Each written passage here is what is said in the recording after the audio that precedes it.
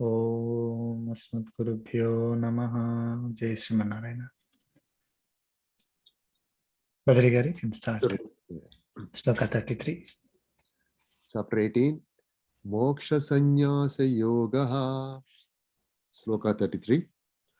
Drutya yaya dharayate manah pranendriya kriyaha yogena vyabhicharinya dhrutissa partha satviki. Okay. Chapter 18, Sloka 33 summary. Lord Krishna said, O Arjuna, by which perseverance one maintains activities of the mind, prana, vital forces, and senses with unswerving devotion to God, that perseverance is characterized as sattvic. Jai Shrimanarayana. Jai Srimanarayana. Any questions? Any?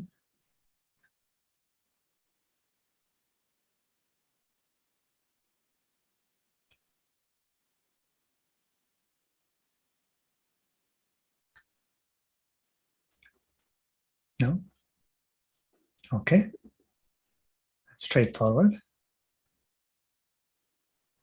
Sloka 34. I can go ahead, sir. Yeah, please. Chapter 18, Moksha Sannyasa Yogaha. Yayatu dharma kamarthan dhrutya dharayate Arjuna prasangena falakankshi dhrutissa partha rajasi.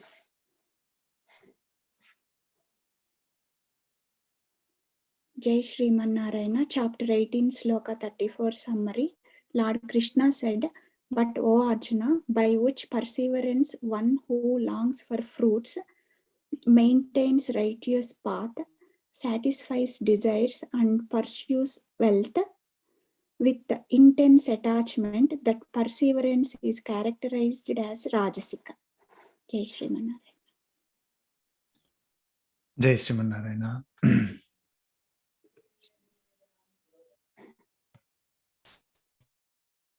Any questions on this?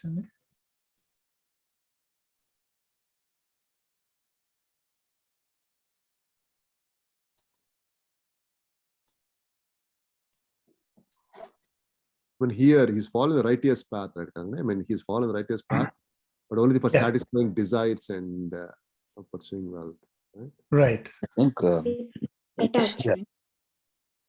yeah, the projects we do on a day-to-day basis probably are examples of this, right? Yeah. We do intend to work hard and we do want to be successful, but it's only the success that is driving our actions. Without the knowledge of who is behind that actions and who is supporting us. Yeah. I think Very that's well. Thank you. Yes. This is where people get, it's very difficult for them to understand when we say, you have to be sattvic and karma yoga in taking action. They say, what do you mean? I have to be successful. That's the main problem. Very well said. Yeah. So thinking, wanting to be successful is as long as you recognize God behind it's okay to even asking God, right?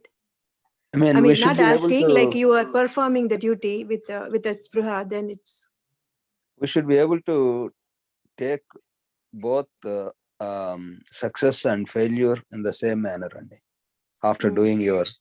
So let's say, for example, a project, in spite of all your effort, it's going in a wrong direction.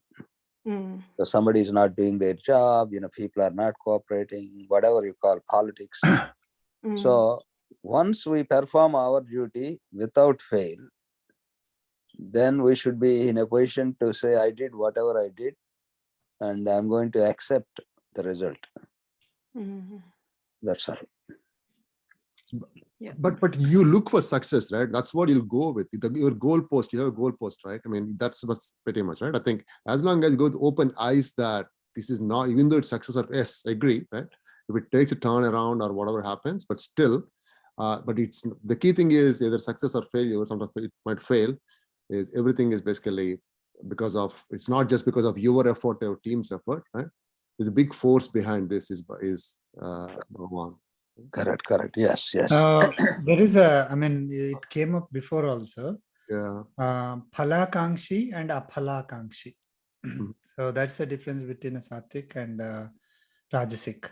They do the same activity, but one is expecting fruits or the results of that action and does it, that is rajasic. The other one is doing that duty, doing it as duty without expecting the results. So both want success. They want to complete the task that is given, but one is not looking for the results. I mean, that is not motivating them. That is not the primary reason why they're working. See, if I'm doing a job, Mhm. I'm not doing it because I'm going to get say $1,000 after doing the job, right? I'm expecting a particular feedback, fame. I'm expecting $1,000, $10,000, whatever it may be, and that's the reason why I'm doing the job, and I'm doing it with determination. So the motivation is the result. That's Rajasic, right? That's Rajasic. Right. That is Rajasic. Yeah. If I'm doing, if I have to do the job, I mean, let's say that is my job to do, then no matter what the result is, I'm going to do this job perfectly. So whether it could be $1,000, whether it could be $0, $10,000, fame, no fame, whatever it may be, I'm going to do it perfectly. So I need to successfully complete to the best of my abilities. Is what the sattvic worker does. I think all of that, we might have finished that already. Yeah. So that is the main difference. And asking about that with, let's say asking God, we want success. We we need to take permission from Paramatma for everything. Mhm. Okay. So, this is totally different concept from what we are used to. Whatever we are used to is, I decide what to do. Yeah. And I start doing. If I think I can do it by myself, I don't even think of Paramatma. This is not God's job. This is not to satisfy Paramatma. This is not to serve Paramatma. I'm doing it for myself. I decide this is good for me, and I have the ability to do, I will do it. If I don't have the abilities to do, I will do whatever I can to improve myself. Like, let us say I need to, do a Java project. I need to learn Java. I will learn Java by myself. I don't think of Paramatma again. As long as I can get all the resources and I can start learning. So where that person goes to Paramatma is that, if the result is too lucrative, it's difficult to get too lucrative, then they may ask Paramatma, give me the result. Okay. Not because it is service to him, not because that is the result that would be beneficial, for everyone. It is to satisfy my desires. You have to give me the result. Okay. So we go to Paramatma and ask like that. This is for me. I'm asking you, you have to give me. Okay. So all Rajasic. So we go to Paramatma when we think either we cannot do the job by ourselves. It is difficult, or it is not certain. Like we are taking a test or we are participating in a competition. the result is not certain, which is out of our hands. Then we think of God. Oh God, you have to give me. When we buy a lottery ticket, for example, we go and ask Paramatma, God, give me. Why are we asking? It is because I have a desire. I need to enjoy the result. I need to get that result to for my enjoyment. Okay, so that is when a Rajasic person goes and asks. A Sattvic person asks God for everything. Okay, takes permission for everything and surrenders to God for everything. Says that this is your task. Okay, use me as your instrument. In whatever way you want to use me as your instrument, I'm surrendering to you. I will do my best, right? Whatever I need to do, even that you tell me. You give me the ability to understand. You give me the ability to follow everything. I mean, I'm just surrendering myself to you. Make me your instrument and do whatever you want from me. The result belongs to you because none of it is my ability. So that is how a Sattvic person will go and ask Paramatma. So it is not like Sattvic person will never ask Paramatma because he's not expecting result, right? See the problem is that whenever we say, oh, you are Sattvic is without expecting result, then how can you go to temple and ask? That is the question that comes, right? Because the person who goes to temple and asks is always asking for result for themselves, right? They have some result in mind and they're asking for that result. So if a Sattvic person is not supposed to ask for result, right? Is not supposed to do the work expecting that result. So then how can he ask that result? So if he cannot ask that result, then how can he even go and ask something from Paramatma? What we need to ideally when we go and pray to Paramatma, we surrender to Paramatma, not to get a particular result, to make us even do the work, right? Because we understand that we by ourselves cannot do the work.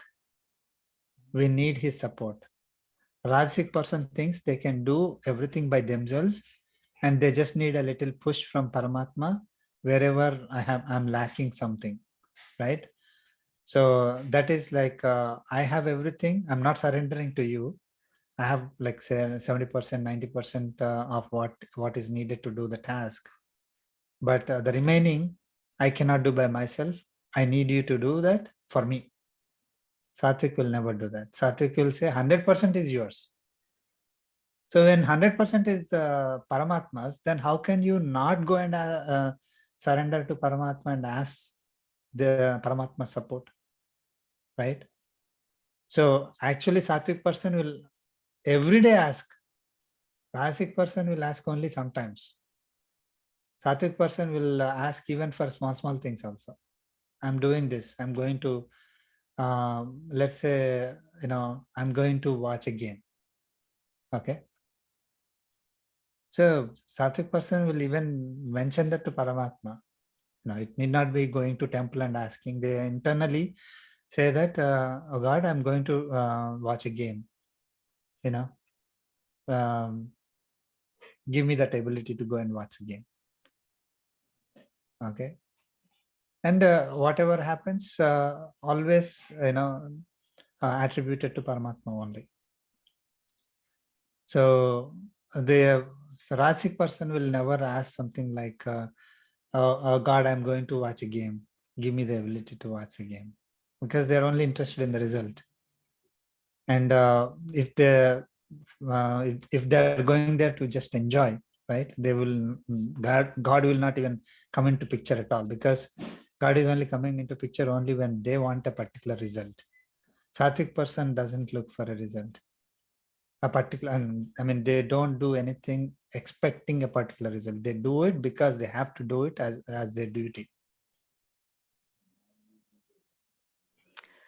So seeking growth in the career, like money wise or position wise, following Sattvic way is okay, right? Right? Yeah, that is your duty to do. Your duty is to do the job. Mm-hmm. I mean, if you ask Paramatma to do it really well, day-to-day basis. Mm. Okay. So if it is going to lead you to higher, grades and things like that, so be it, right? Mm. When it is not like, oh God, I am working so hard. In the next 6 months, there is a review cycle. Okay, I am working so hard. See, this is the difference, right? I am working very hard. You see, I am working very hard every day. Okay. Now, can you please give me the promotion? Mm. That is a Rasic way of asking. Mm. Sattvic way of asking is you are asking every day, God, make me better every day in doing my job. Yeah. I know it is very difficult to go to the extent that we don't even look for results of promotion and things like that. So if there is a promotion cycle and you have to put your name in it, you do, that is your duty. You put your name in that, let the process go through, and whatever may happen will happen. Whether Yeah. it comes, if it comes because of Paramatma, who gave the ability to us to work hard and give the results, whatever results we got. And because of those results, I got the promotion. So the promotion belongs to Paramatma. Now, if we didn't get the promotion, okay, that's fine. I mean, this is it. We are doing our duty without expecting results. So whether if we don't get the promotion, it's fine. Yeah. Now, So one example, my last project was very successful, and probably I shared with you many times. And it was embarrassing to the extent people were praising me. And last week there was a C-level meeting where they all mentioned my name and etc. Right. So it takes a lot of knowledge for us to stay away from that ego of success. If you, for one moment, if you feel that, oh, I achieved this, that's it. We fall into the trap. It will create all kinds of problems. So the next project, they gave me something. I'm thankful for that. And the moment I went to the project, I saw it's totally different. I don't have the same power and etc. I said, okay, Paramatma gave me this. I'm going to do what I can. So like that. But coming to growth and expectations, yes, agreed. If there is a company has to be reasonable. Sometimes things happen. They may or may not be able to give you. But the way I always looked at it, everything has a Paramatma's message. Let's say probably they did not give us a promotion. They did not give us a hike. Maybe Paramatma has avoided us something bad by doing that. Or maybe they gave promotion, they gave everything. So there is always an embedded message from Paramatma. If you really think with Sattvic mind, you may be able to understand the whole process. That's how I always think. yes, yeah. I mean, we don't even, one way of making ourselves feel better is to attribute to that lack of success to maybe that is better for me. Like, I did not get the promotion because it is better for me. I mean, after some time, even that will go away. I mean, what is better, what is not better is totally immaterial for us. Right? I'm just doing my duty. That's it. It will, after some time, even that will vanish. Thinking that, oh, maybe God did this because sometime later,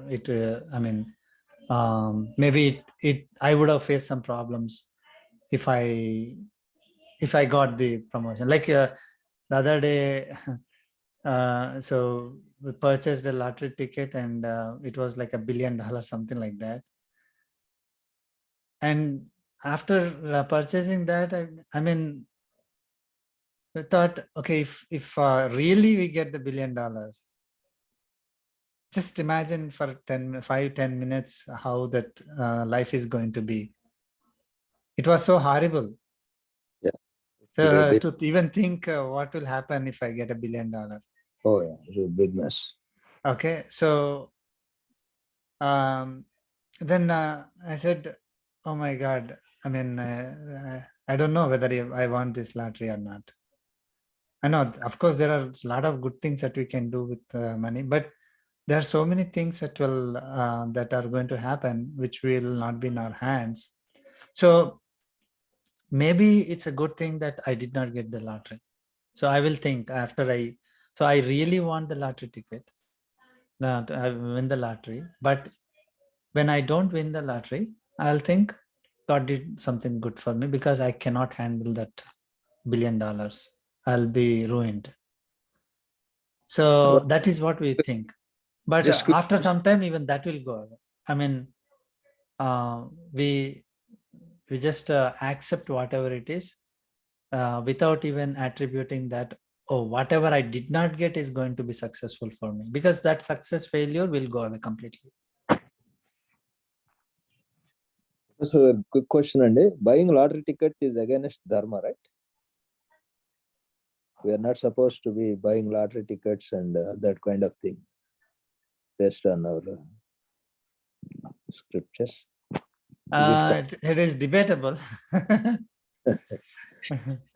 I think So in whatever we do for the good of the society is good, as long as we are following the rules, right? Mm. So I mean, we are not harming anybody, right? So Rajasic person harms other people and tries to get the things done, right? It is something that is an opportunity given to us. For example, I mean, one great example is if the money is there with a person who is Sattvic, they can do much better than somebody who is Rajasic or Tamasic, right? So it's an opportunity that God has provided to everyone, that if we are Sattvic and we can do better using that money, there's nothing wrong. And again, my opinion, there's nothing wrong to buy a lottery ticket. But buying a lottery ticket to get that money and enjoy, Rajasic and Tamasic ways of enjoyment, then it is bad. Because it is, and not only that, if we are really not solid Sattvic, right, then there is a tendency to become Rajasic and Tamasic as soon as the money falls on us like that, right?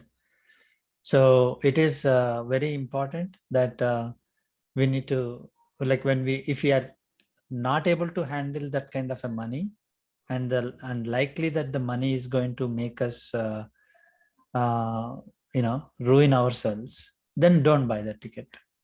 But if you need, let us say I'm going to buy a lottery ticket for $100 million, and I can do great things with $100 million helping the society. $100 million with me is better than $100 million with somebody who is going to ruin that money, because money is God, right? So why not make the best use of what we have? I mean, what we're going to get. It is not for, again, so if we say that, oh, everybody can buy a lottery ticket, but not everybody is in that mode of Sattvic or in the higher levels of Sattvic. What happens is, as soon as the money comes without we working really hard for it, then there is a tendency to misuse. I think in previous chapters where it was mentioned, right, when Bhagavan was explaining of all Judas, only acceptable one is what Dharmaraj, plays, Pachikalu. I think that's what I thought. That's only acceptable.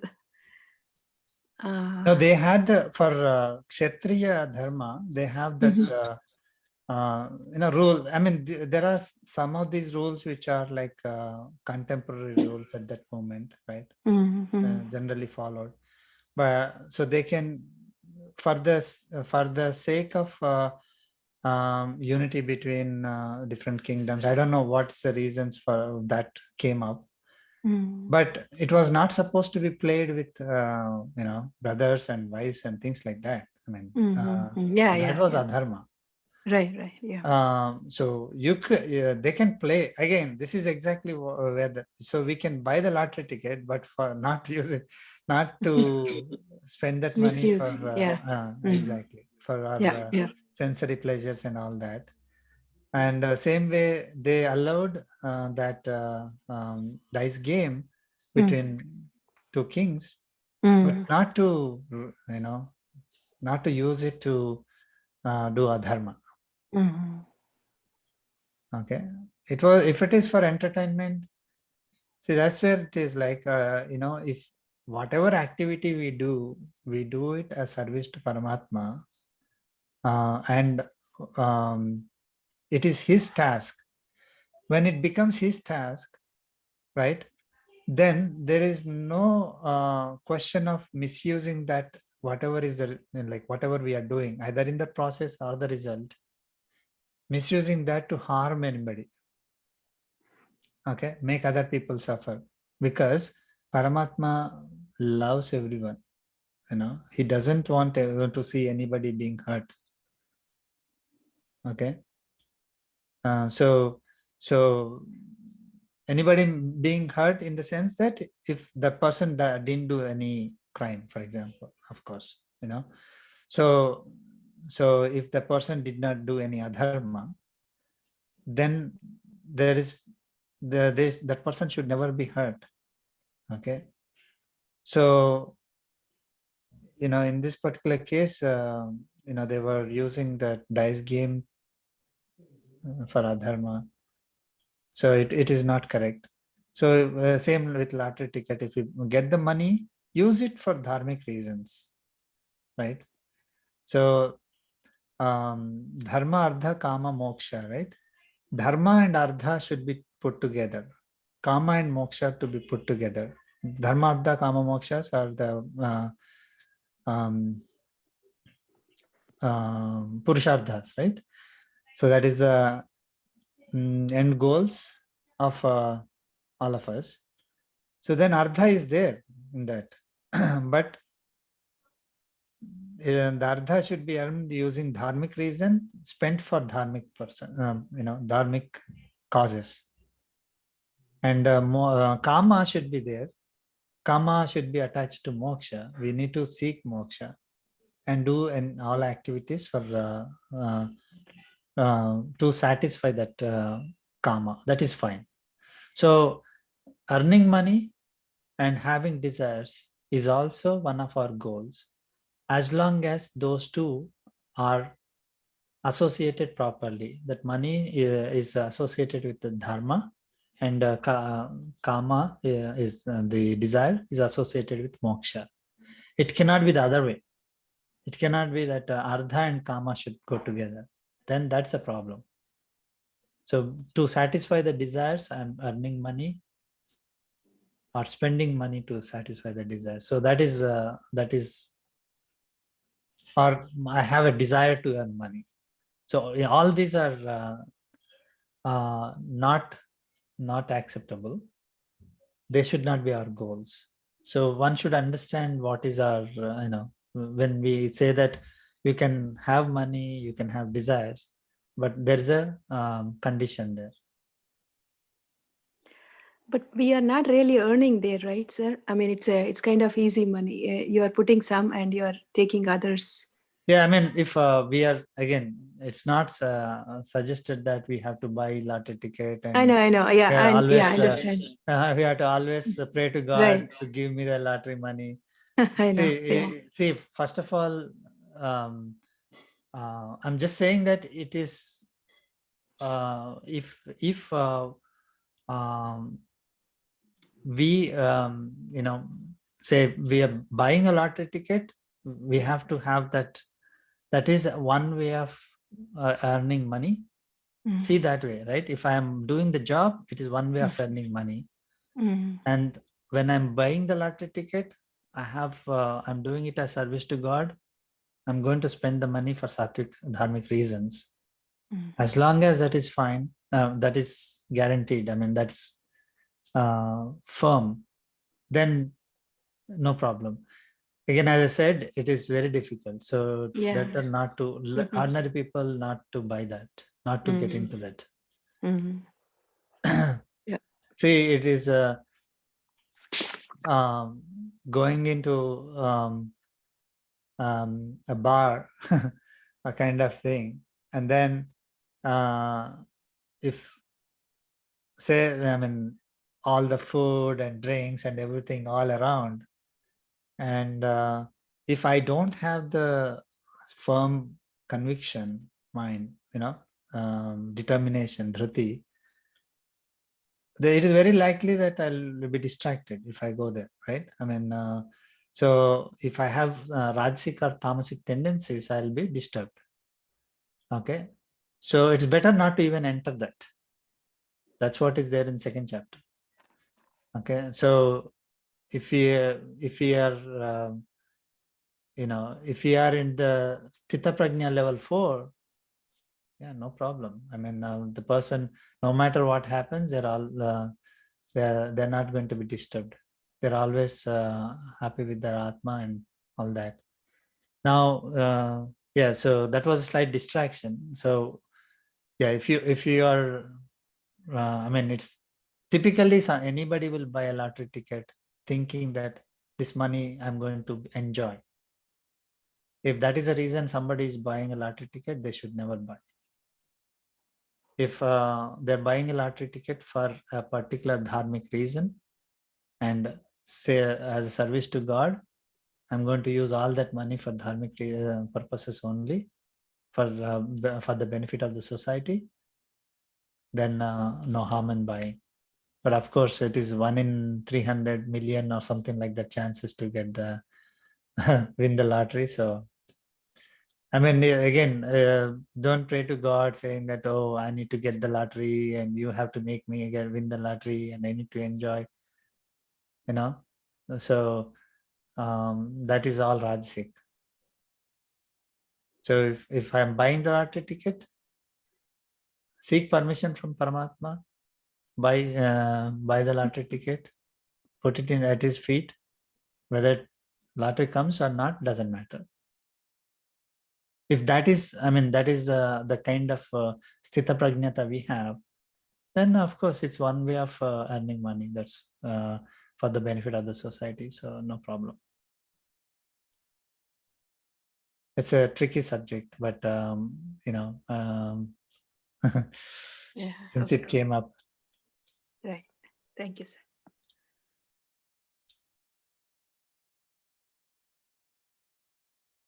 Okay, so 34 is done. 35.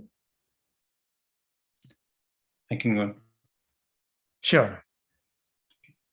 Chapter 18, Moksha Sannyasa Yoga, Shloka 35. Yaya Swapnam Bhayam Shokam Vishadam Madamevacha Na Vimunchati Durmedaha Dhritis Satamasīmata. There's a spelling mistake here. It's durmedha only. Sorry about that. Okay. Jai Shri Narayana. Chapter 18, Shloka 35 summary. Lord Krishna said, O Arjuna, the perseverance by which one who has perverted mind does not give up sleep, fear, grief, dejection, and intoxication of passion, that perseverance is characterized as tamasic. Jai Shri Narayana. Perseverance or determination or will. So they do not give up sleep, fear, grief, dejection, and intoxication of passion.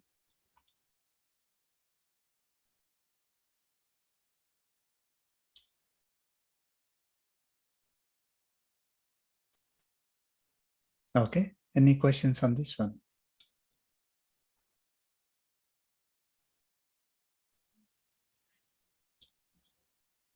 So basically, we should not have a fear, or at least, always in a suspicion that something is going to happen.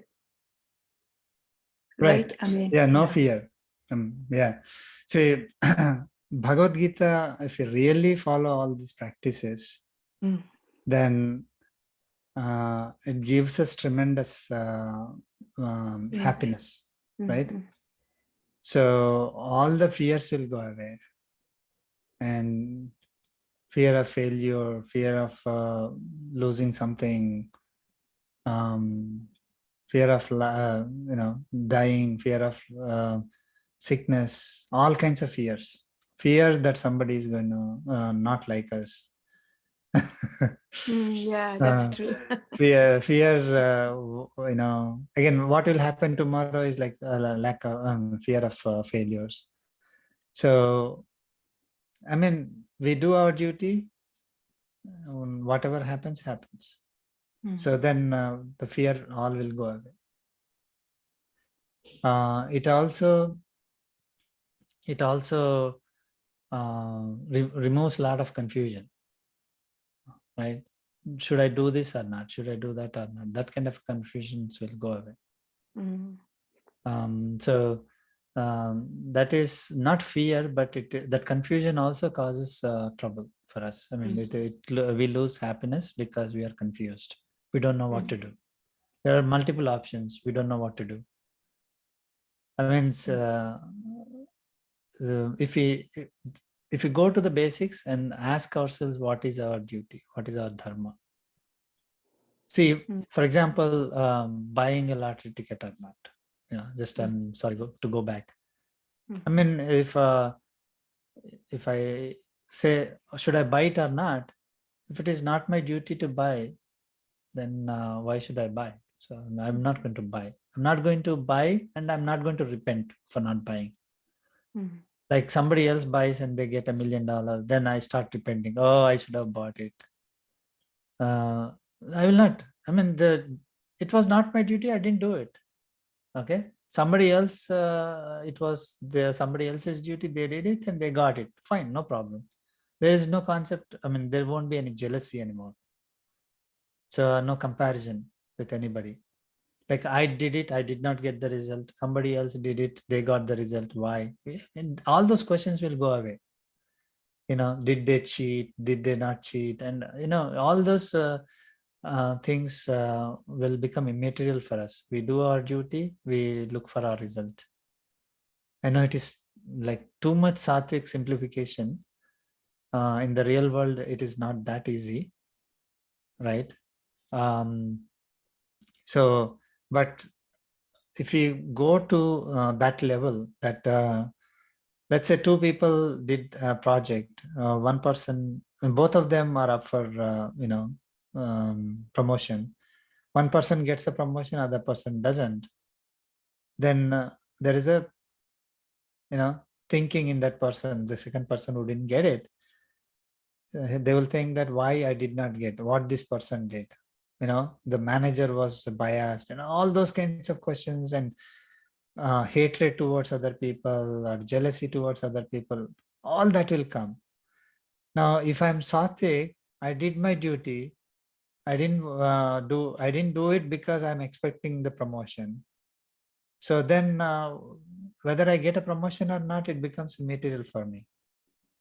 So somebody got it, no problem. I mean, what's the big deal?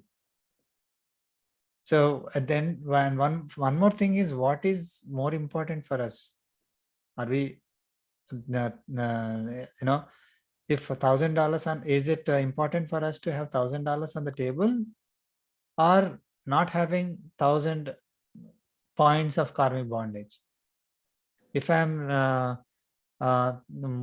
thinking that I should have $1,000, but I'm going to get 1,000 points of karmic bondage, I'll immediately say I don't need $1,000. So I mean, the people who don't have the concept of Atma Jnanam, they prefer the worldly things, right? So for them, it is straightforward. Oh, I need to get $1,000 and that's it. But once we have the Atma Jnanam, we also see something that is invisible, that is karmic bondage. So we make sure that we do our duty without acquiring karmic bondage. Anything that we do which acquires karmic bondage for us is worth not doing. So if I'm comparing, having jealousy, having hatred, all those things are going to acquire me karmic bondage because I'm Rajasic at that time. Raga Dvesha, right? Those are the qualities of a Rajasic person. So immediately I'll say, oh my God, I didn't see. The worst part is by having that Raga, Dvesha, Kama, Krodha, all these negative qualities, at the end of the day, we are not getting anything, right? See, we hate somebody, okay? We don't get any materialistic benefit also. Some kind of a pleasure comes internally. Even that also, people don't say that, oh, I am having pleasure because I'm hating the other person. They feel pain also for hating, because that is not our natural quality. As a Atma, it is not natural for us to hate somebody. So when we are hating somebody, we also get hurt.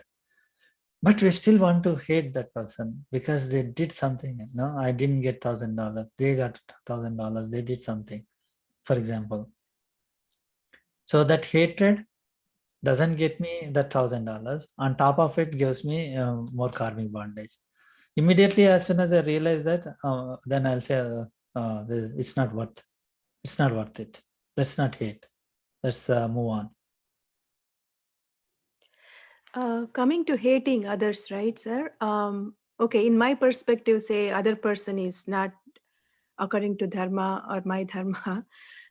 I don't hate, but is it okay to avoid the person? I mean, like with the Gita knowledge, okay, I don't dwell into, I don't keep thinking why it happened or why he didn't do or she didn't do all that. Something, I feel that's not right what the other party did. I don't hate, but just avoid the people. Yeah. See, so if, we need to protect ourselves. This is Sri Swamiji's message. Mm. So we don't need to hate, okay? Mm. But if somebody is, harmful, okay, then we need to protect ourselves. Example is a snake or so there's a poisonous snake that is, on the road. You don't have to hate that snake, okay? You don't have to fear that snake. But just because I don't hate, I don't fear, just go near the snake and catch hold of the snake and pet it. Right? Then what happens? Yeah, God didn't say that you go and pet the snakes. So if a person is like that, like a snake or a lion, who is looking human but behaving like a snake or a lion, then don't hate that person. Don't have to hate that person because that is because of the gunas that they acquired, because of the karmic bondages that they have, whatever reasons may be. Because if we start hating the person, it's not getting us any benefit. So this is very difficult, I'm telling you. This is difficult, right? So the easiest thing for us is to hate. But what we need to do is we should not hate, but at the same time, we need to protect ourselves.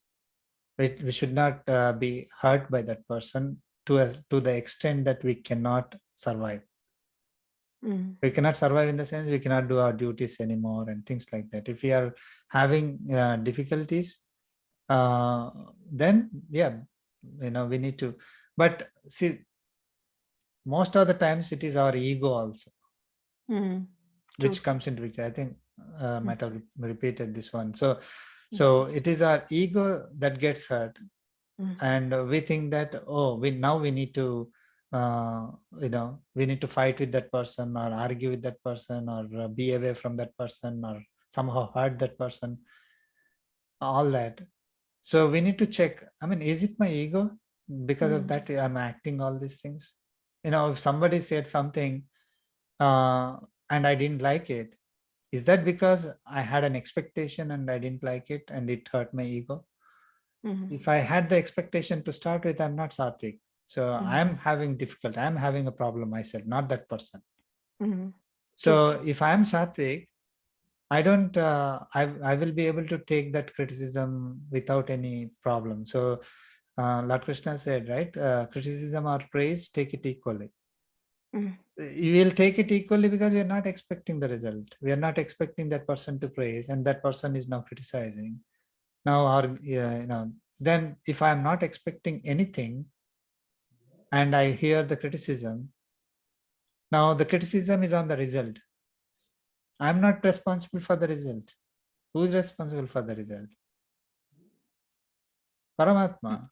Mhm. So I mean, if I'm not the one who produced that result, and somebody is complaining, it's like this table is built by somebody, and somebody else comes and says this table is so bad.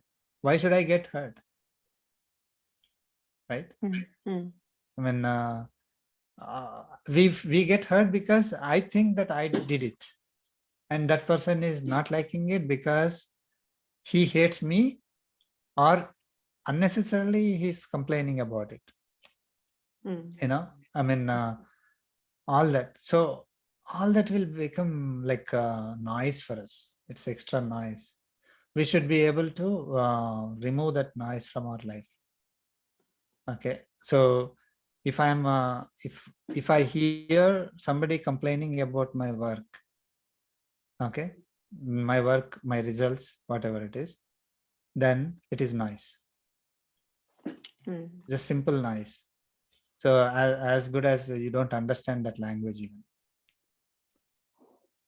Okay, if there is something good in it, like I should have I cooked a curry and I know I'm always forgetting to put salt, and somebody says you are forgetting putting salt. Yeah, I mean, it was my duty to put salt and I didn't. So yeah, I mean, I can take that, but I cook it properly, and then somebody complains saying that the food is not good.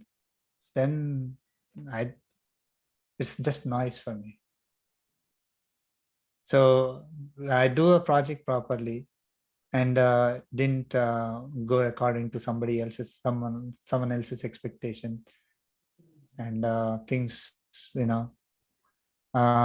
they complain, criticize, whatever it is very difficult, but it can be achieved, because Lord Krishna says very clearly all these things, all throughout Bhagavad Gita, that fundamentally if we do it without expecting results, okay, if we do it thinking that I'm not the one who is doing this task because I like it and I need it for myself, I have that possession. If I don't have that and I do it, then all the other principles that Lord Krishna said in Bhagavad Gita will automatically come in place, right? It is not like I need to practice each one of them separately. If I practice these fundamental principles, everything else will fall on its own. I mean, if I do karma yoga properly without having expectations on the results, right? Then lot of principles that are said in Bhagavad Gita are automatically happen. They automatically happen. Mhm. So yeah, these are some of that's why 18th chapter Lord Krishna had given some of the concepts which are like core fundamental, reviewed those concepts again, so that if we really look into this and practice them, we are practicing a lot of principles that were given earlier. And we'll of course 66th sloka is so important. With God's grace, Acharya's grace, hope we'll be able to review that in detail, so that this 18th chapter is like a summary of everything that I mean, it's a review of everything that was said earlier, and with more detail added to it, so that we can. It is easy for us to practice. Yeah, but Tushagaru, for your question about like avoiding people, right? I believe like Varaprasad Garu said, like the main thing is to protect yourself with right knowledge than to avoid people, right? Because avoiding is not the solution. Like because That's to the example that Varaprasad Garu gave, you have this town is actually filled with entirely snakes. Then I mean, you got to pet one snake or the other. I mean, as long as you know how to hold its neck and that it will not bite you, you're good. You can go to the snake, right? So I think it is more about self protecting with the right knowledge than to avoid others. I mean, that is not possible practically. Yeah, we need to work with the knowledge. I mean, Exactly. the knowledge should support our activities, I mean, actions. So as long as we are not getting hurt, we are able to do our duties properly, we are not hurting ourselves, or we are not hurting the whoever other, let's say for example snake. So then no problem. But if it is either we are getting hurt or the snake is getting hurt, then we have to back off. We have to see either our knowledge is not sufficient or it is not appropriate. It is not our dharma to do it. But that's true, others, sir. It may not. Yeah, Usha, maybe you want to go ahead. No, just I wanted to mention, that's why I said in my perspective, so I may not be right in all the time judging others, right? Like Sri Garu, I agree with you. That's why, I mean, it's not like my tendency to avoid people, but if it is hurting me, maybe it's hurting my ego. I feel like if it goes to that extreme, I may not be, I mean, maybe I'm wrong, but I just wanted to know what is the solution now. We cannot, If we really every day morning just surrender to Paramatma, he will give you the solution. Yeah. Okay. I mean, Right. You may ask, oh my God, you're saying there's some magic. There is magic. It is magic. Believe in Paramatma. True. Just surrender to Paramatma. You don't have to even have all this knowledge. Okay. I mean, you don't have to memorize entire Bhagavad Gita and all that stuff. If you really surrender to Paramatma, then he will give you the solution. Now, the thing is, of course, unfortunately, if you don't have this knowledge of Bhagavad Gita, then we are surrendering for our own selfish reasons and all that. Then Paramatma, I mean, that's not the proper surrender. We are going to learn about that also.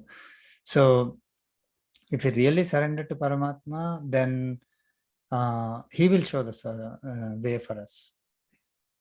And all these things, once we go to the level of Atma knowledge and Atma level, then lot of things, materialistic things that are troubling us will simply vanish. Right. Yes. So no worries. I mean, you will find the solution for for everything if we surrender to Paramatma and just have some of these basic concepts, at least the 18th chapter, whatever we are learning. If you just have these basics, then most of the worries will go away. Yeah, thanks, sir. Thanks, Srigar. Yeah, Sure. Thank you both. Okay. Did we start 36 last week? Or? I'm sorry, I think I interrupted Rupa. Rupa wanted to.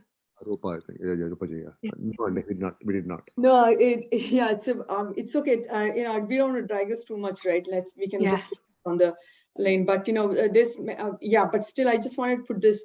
I have no control on how much it hurts somebody, right? I know my actions. I know how to control. But again, if I were to tell my boss, right, for example, if they're saying incorrect things, right? Hey, this was shared with you like 4 or 5 days back, when it was shared like a day back, and the work has to be done today, right? I mean, I'm just throwing out some example based on my experience. At that time, you have every right to step up and say, listen, it's incorrect. The data what you gave is incorrect. It was shared by someone yesterday or day before yesterday. So I'm protecting myself at that time, right? I know I hurt his ego, but it is what it is, right? I need to cut the noise right there, or else it is going to be increasing over and over again if I keep quiet, is what I think, right? But again, I'm standing up for my rights and the correctness, because it is right. I'm in the right path. I have that knowledge and awareness, right? So that's just an example I'm throwing. At the same time, I have no control. I know I hurt the ego, but it is what it is, right? If I don't stop now, the noise keeps continuing, and then it is wrong. That's all, right? Yeah, that's right. I mean, we may be sattvic, but others are may not be. So the knowledge that we are getting in Bhagavad Gita is, that's why it is so great that if let us say if the knowledge just talks about just sattvic, because that is what our goal is, right? Then why do we even study Rajasic and Tamasic, right? But by having this comprehensive knowledge, we understand, okay, oh, this person is, or even we, like we may be in Rajasic or Tamasic, but if we moved on to becoming Sattvic, we still understand, okay, this person is Rajasic, this person is Tamasic. This is why they are doing it. This is why they are acting, because they are under the influence of these gunas.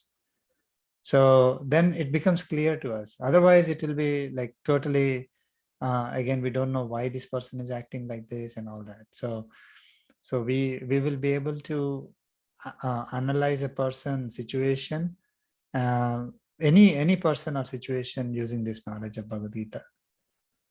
And if we know that they are either Rajasic or Tamasic, I mean, immediately it will become clear to us, oh, okay, they are not there yet. I am already Sattvic. I'm able to do certain things so easily, like, I'm able to forgive somebody easily. But a Rajasic or Tamasic person, it's so difficult. For them, they cannot forgive. I mean, it is painful for them to say, even think of the term forgiveness. So for them, like, they want to hurt. I mean, that is their motive, right? We learn that. So they cannot forgive. So if they are in that mode, we understand, okay, they are in that mode because they are Rajasic, Tamasic. And then we move on. So we are different and they are different. So whatever action that we need to take in order to, make the situation, good for everyone, we'll do that, and then we'll move on.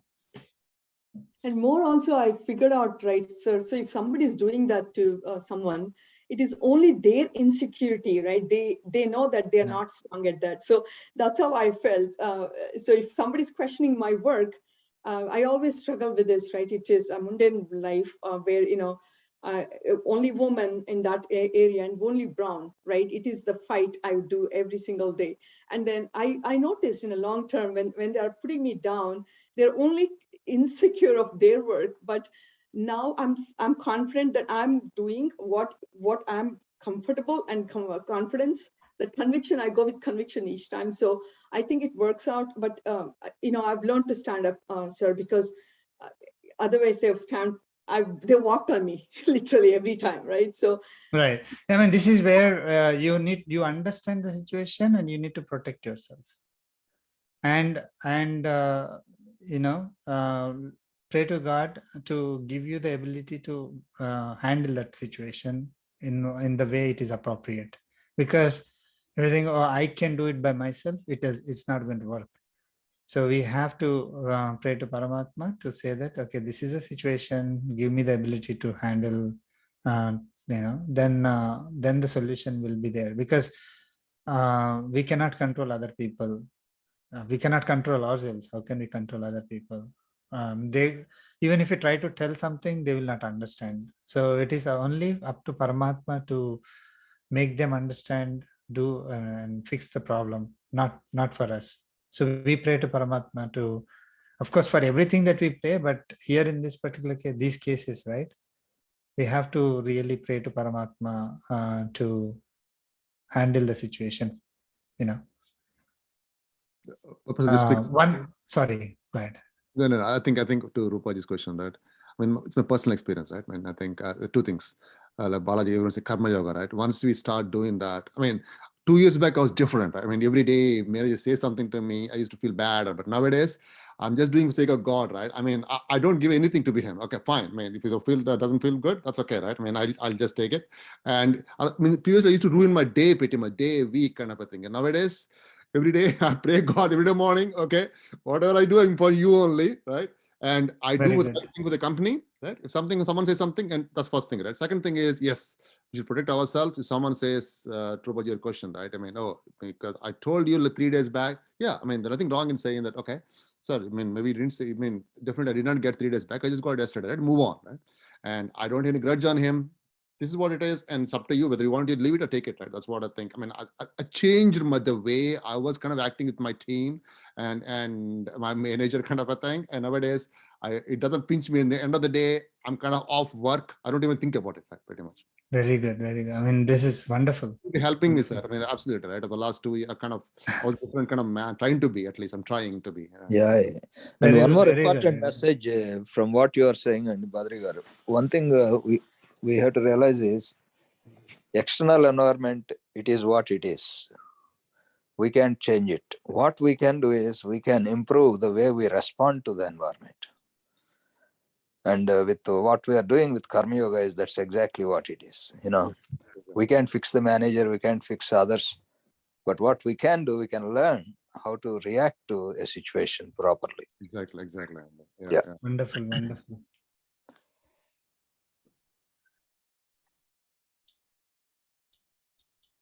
Very good, Badri. Okay. I was just, I was displaying some message. So this came across. So Virat Kohli is the captain of Indian cricket team. So I was just looking at this message. So when he resigned from his captaincy, right? So he sent a message saying, it has been 7 years of hard work, toil, and relentless perseverance every day to take the team in the right direction.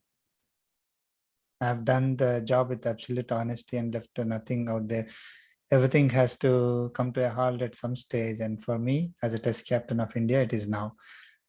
So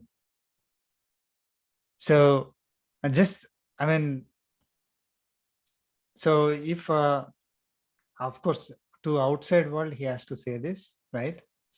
So to outside world, of course, even if we are really at a higher stage, when we are saying that I took the team in the right direction, we have to recognize Paramatma. With God's grace, I was able to do it. That is what it should have been on the, again, no criticism. I like him so much. He has done so much for the country. But what I'm saying, this is an example of how, at least on the outside, a Rajasic person will project their work. I have done this. I did, I toiled. There was a sloka where Rajasic person says, with a great effort, right? There was a sloka there. So with great effort, I'm doing. That means I am feeling that I did the great effort. So because of my work, it moved in the right direction, right? So, and I worked so hard for the, so that was the message that is projected. I mean, at least internally, if the same person who is at this level, if we say that I have been given the opportunity, right? And with God's grace, I, as an instrument for, in God's hands, I was able to do my job. Okay. So I thank Paramatma for it. If we think that way, I mean, I'm not saying that he should do that publicly, but internally for us, right? If say Virat Kohli thinks that way, then he becomes Sattvic. right? If he's saying that, even if he feels that internally, if I'm going to, it is my work, my hard work, my toil, my relentless perseverance every day to take the team in the right direction, then it is Rajasic, right? So, I mean, just because this statement is directly correlating with how a Rajasic person thinks. Of course, when somebody is playing, they are showing the qualities of a Rajasic leadership. We'll look at that, but we need to think that whatever we did, whatever I'm doing, is the support is from Paramatma only. It is not my abilities and that is making me get the result.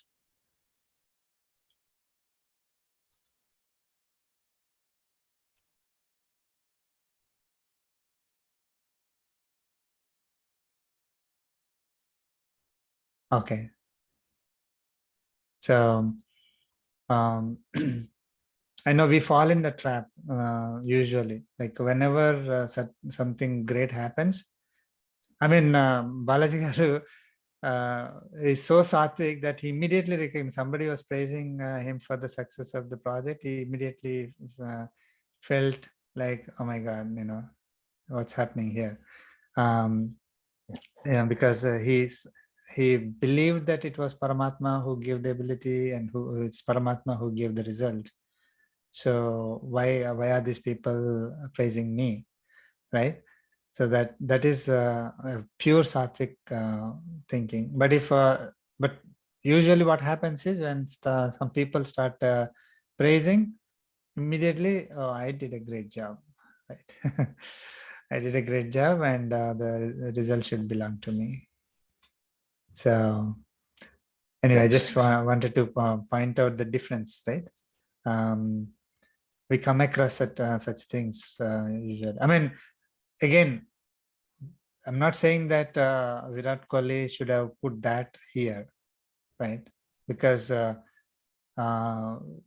because various reasons, like not everybody believes in God and all that.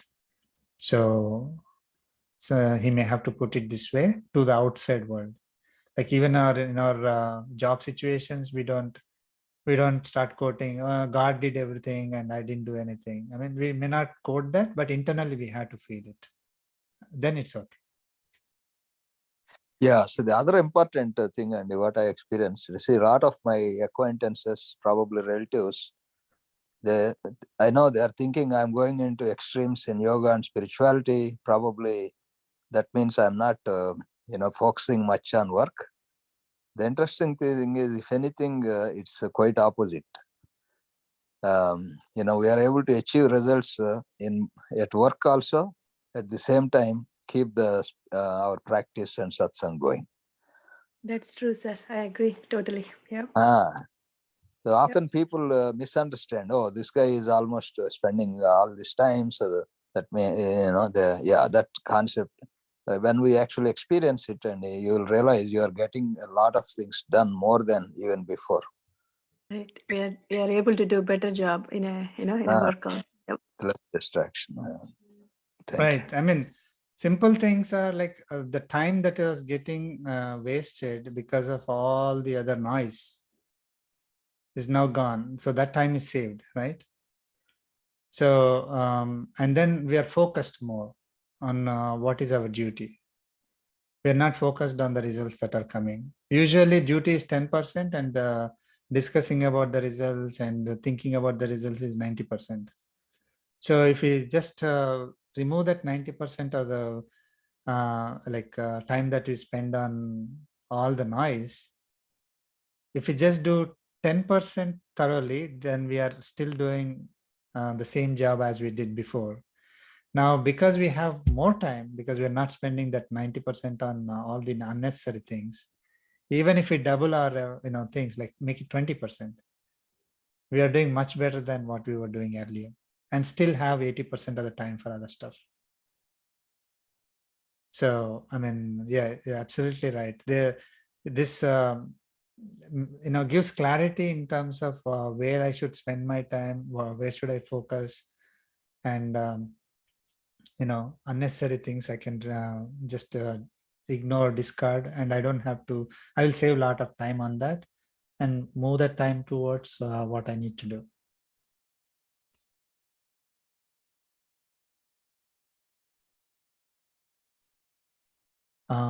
We have to start from 36.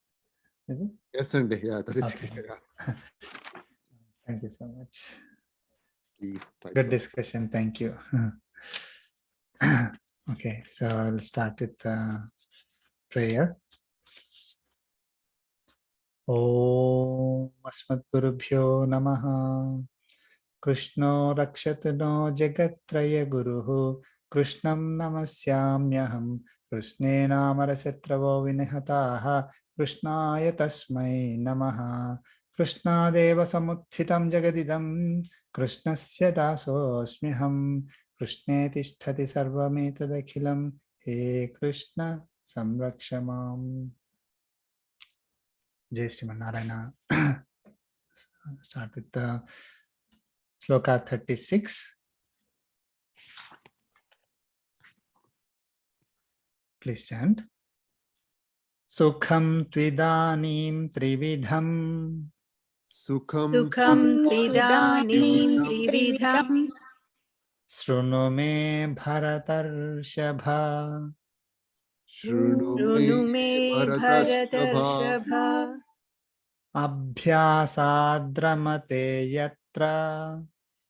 Abhyasadramate Abhyasadramate yatra yatra Dukkhantam cha nigacchati. Dukkhantam Dukhantam cha nigacchati nigacchati Let's chant together.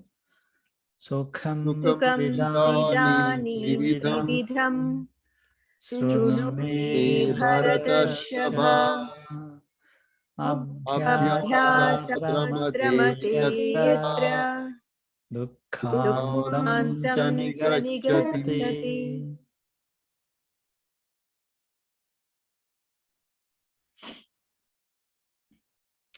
So, Lord Krishna is now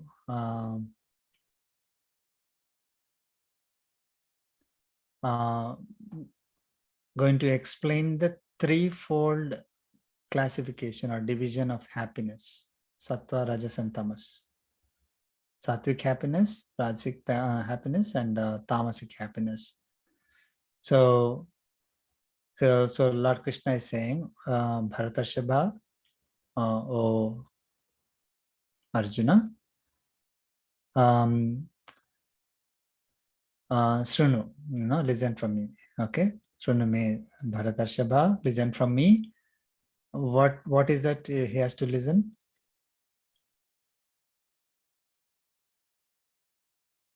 About the Sukham. Okay, Sukham, that is happiness or pleasure, which is Trividham, which is threefold. Okay. Yatra, where Abhyasat Ramate. So that is one. Abhyasat Ramate. This is very important. Abhyasat Ramate. Abhyasat is from continued practice, or through continued practice, Ramate, one gradually rejoices or delights. So the threefold happiness, where one who is continuously practicing is the one who rejoices. Cha, and Dukkhantam nigacchati, attains end of misery. Dukkhantam is end, antam is end, dukkham is misery or pain, right? So end of misery. So one, so listen from me the threefold happiness, where one rejoices from the continuous practice of the activities, right? And attains end of misery. End of misery is the miseries that are born of samsara. So when we are taking birth in this world, in this universe, every birth is a misery only. Okay, so after continuous practice, one attains the end of misery. That means one attains bliss, permanent bliss, where there won't be any misery anymore.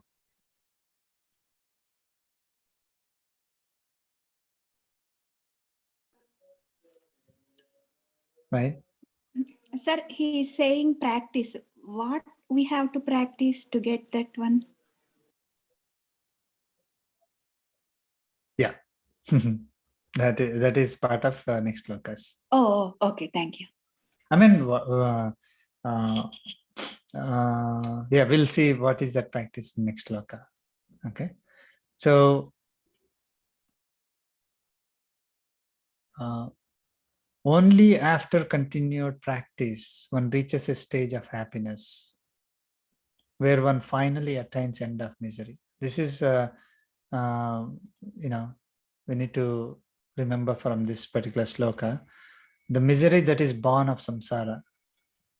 In other two stages, rajasic and tamasic, okay, there is no end of misery or pain. Any lack of misery in those stages of happiness is temporary in nature or even our delusion. We think it is there, but it is not there.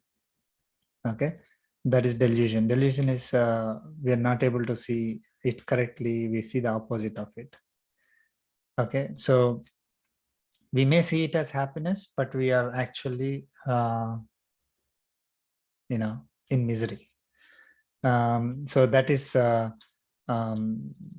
tamasic. Rajasic is temporary in nature. So we will go through those things, but understanding this happiness is so critical. I mean, next three slokas will give us the direction. Any questions on this one?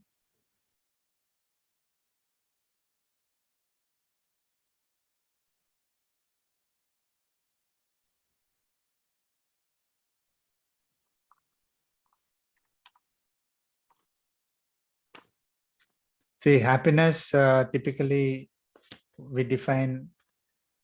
we set an expectation, right, on the result, and we either meet the expectation or exceed that expectation, we are happy. If we don't meet that expectation, it's a failure, so we are unhappy, right? That is a very high level definition of happiness, isn't it? So the expectation could be materialistic nature, or something that is psychological. It could be a money, possession that we can physically get it, or something like a praise that we are going to get, or comforts, the sensory pleasures. All these are like expectations that we create, and then when we are experiencing whatever we expected, then we feel happy. If we are experiencing that what we have not expected, I mean, or it is opposite of what we expected or lower than what we expected, then we are not happy. Typically, that is how happiness is. And in order to be happy, so with this definition, in order to be happy, what do we need to do?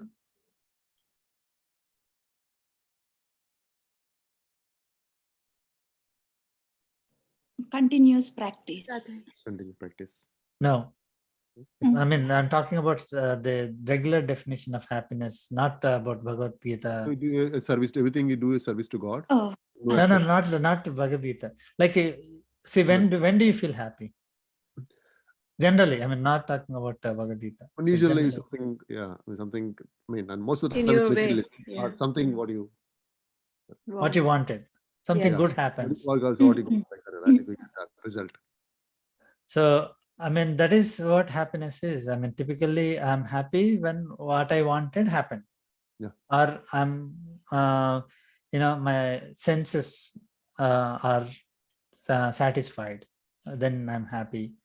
I'm getting money, job, praise, somebody is treating me well. Yeah. All these, so I am expecting something and I got the result, right? Isn't it? Yes. And only when I get the result, I'm happy. Now, imagine if you're sitting in your room, idle, nothing is happening around. So, do you feel happy?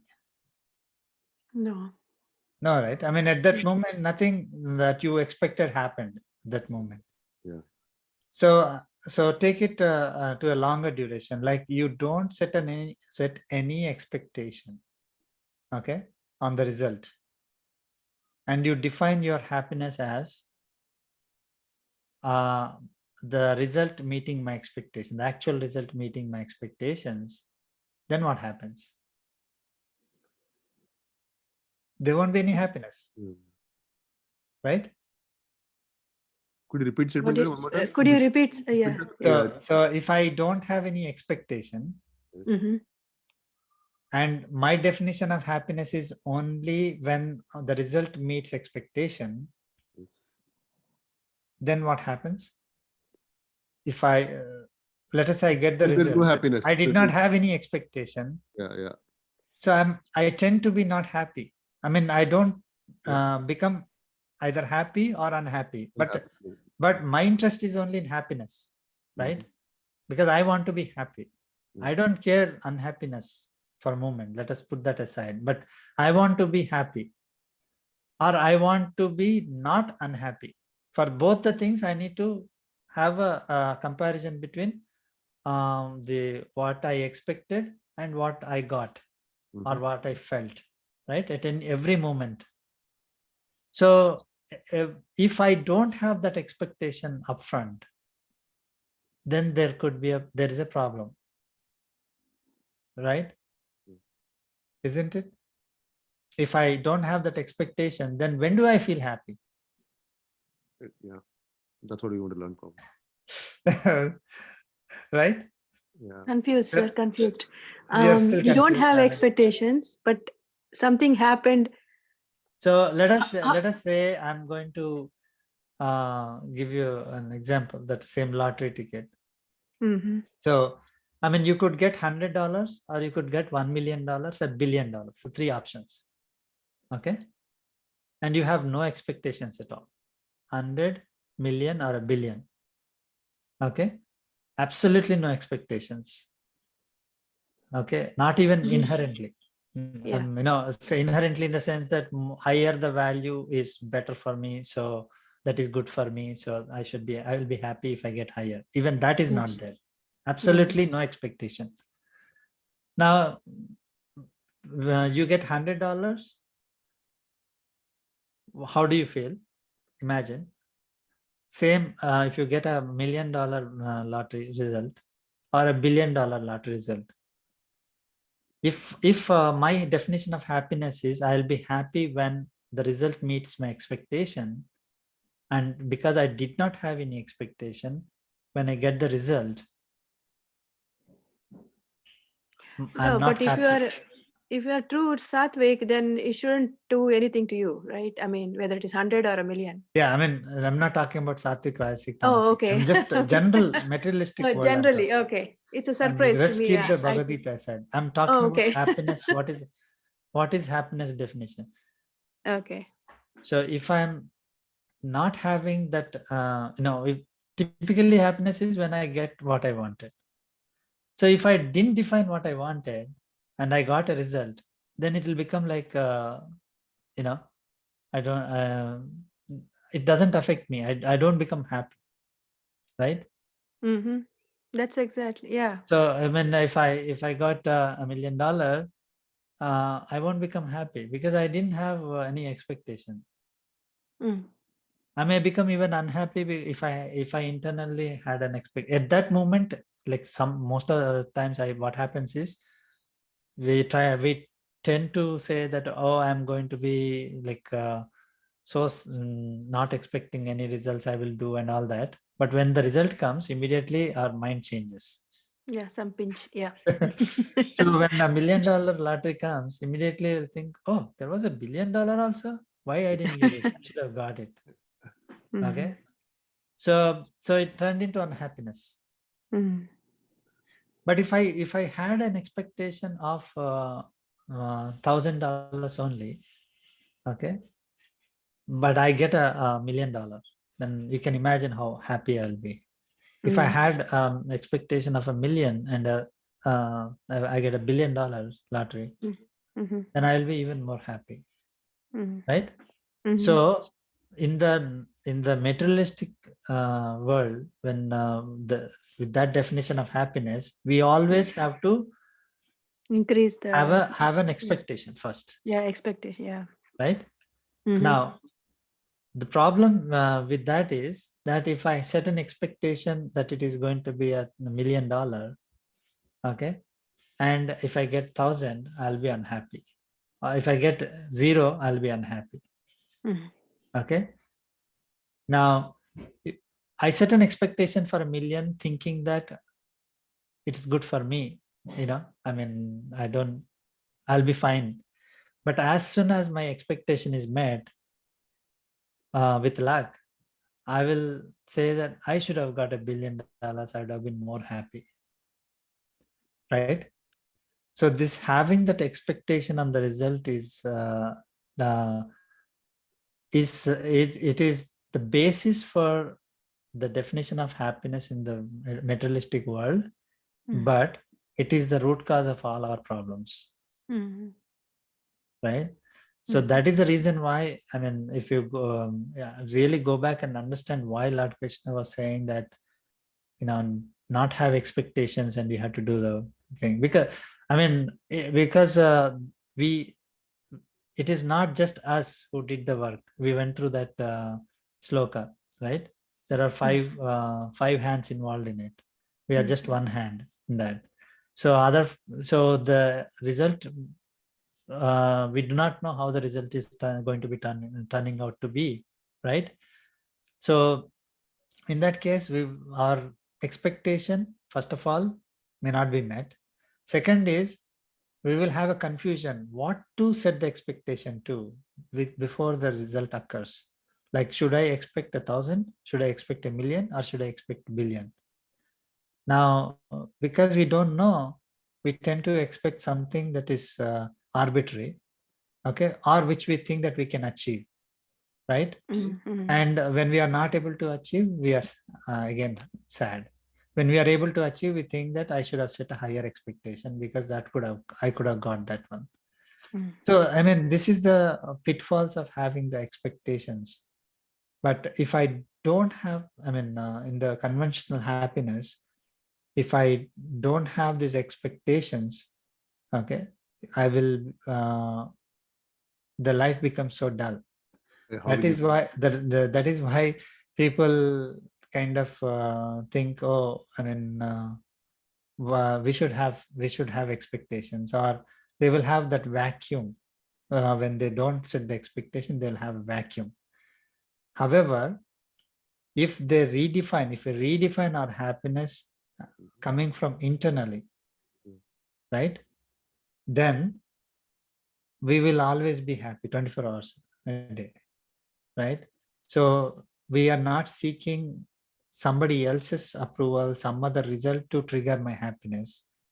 We are seeking something that is totally internal to us, that will trigger happiness within us, right? So that is what we are going to, I mean, we learned so much in the previous chapters. I don't know if it was that clear or not, but we will see. So that those differences between like the definition of what is my happiness, I mean, what is my happiness, that now we are going to come to, I mean, based on this, everything else will will fall in order. Like, I mean, we'll see the next slokas and then we'll come back to discussion. But I just wanted I mean, general happiness, when I say happiness, oh, I'm happy. Why are you happy? Oh, I was thinking I'll get it and I got it and I'm so happy. That's a typical thing. Or somebody is sad. We ask somebody, why are you sad? They think I was expecting something and I didn't get it. So I'm sad. So if we are looking towards external stimulus, external event to occur, and a specific result to occur, it is almost like hitting a lottery to be happy. Unfortunately, we don't recognize that and we run after the external things, and then we tend to be continually unhappy. If at all we are happy for something, for small things here and there, that's all, coincidental, I would say. So in order for somebody to be happy forever, that's what Bhagavad Gita teaches us. In order for us to be happy, we need to redefine that happiness. Okay, then we will be happy. Okay, it's not that we are not going to, if I redefine, it's not that I'm not going to get the result anymore. It's not that I'm not going to work. I'm still going to work, I'm still going to get the result, but it is not going to give me either happiness or unhappiness. The fact that I'm able to work on that is now going to give me happiness. If I'm able to work on it, is giving me happiness, then I will always be happy. So that's why Lord Krishna says, do the duty without expecting the results. The reason is, if we expect the results and define happiness based on the results, then we are going to be unhappy. So, if in order for us to be happy, it is not that we go to temple and pray to God 100 times and say, God, give me this, God, give me this, God, give me this result. It is not going to make us happy, no matter how much God tries to do for us, right? Because our expectations always keep changing. So it is something that we need to learn and shift to something else. We are going to learn that will make us more happy. Okay. Make us not more happy, make us happy forever. That is what he is saying, that abhyasat ramate. I mean, there's some practice that we need to do. It's not like, oh, you do your job properly, then you get the result, and that is not the practice. That's that Lord Krishna is talking about. Practice, learn Java, and then you're going to get the, get a good job, and then you will get happiness. No, there is a different abhyasa we have to do. Of course, it doesn't mean that we are not going to learn Java and do the programming, right? But we are not looking for happiness through that. We are looking for happiness through something else. Okay, so Shloka 37. Yattadagre vishamiva Yattadagre vishamiva Va. pariname mrutopamam Pariname mrutopamam tatsukham satvikam proktam Tatsukham Tatsukham satvikam proktam atmabuddhi prasadajam. Atmabuddhi prasadajam Yattadagre vishamiva Pariname mrutopamam Tatsukham satvikam proktam Atmabuddhi prasadajam. Lord Krishna is declaring what is sattvic happiness. Okay. Tatsukam satvikam proktam. What is declared? That happiness is declared as sattvic. What is that happiness? Yat tadagre vishamiva. So that which is like poison at the beginning. Okay, that happiness feels like poison at the beginning. Pariname amrutopamam. It feels like nectar, amrutam, right? You understand, Nala? So it feels like nectar at the end. So that is one like it, the happiness which feels like a poison at the beginning and feels like nectar at the end. And how is that happiness going to come? Atma buddhi prasadajam, raising from the Atma buddhi.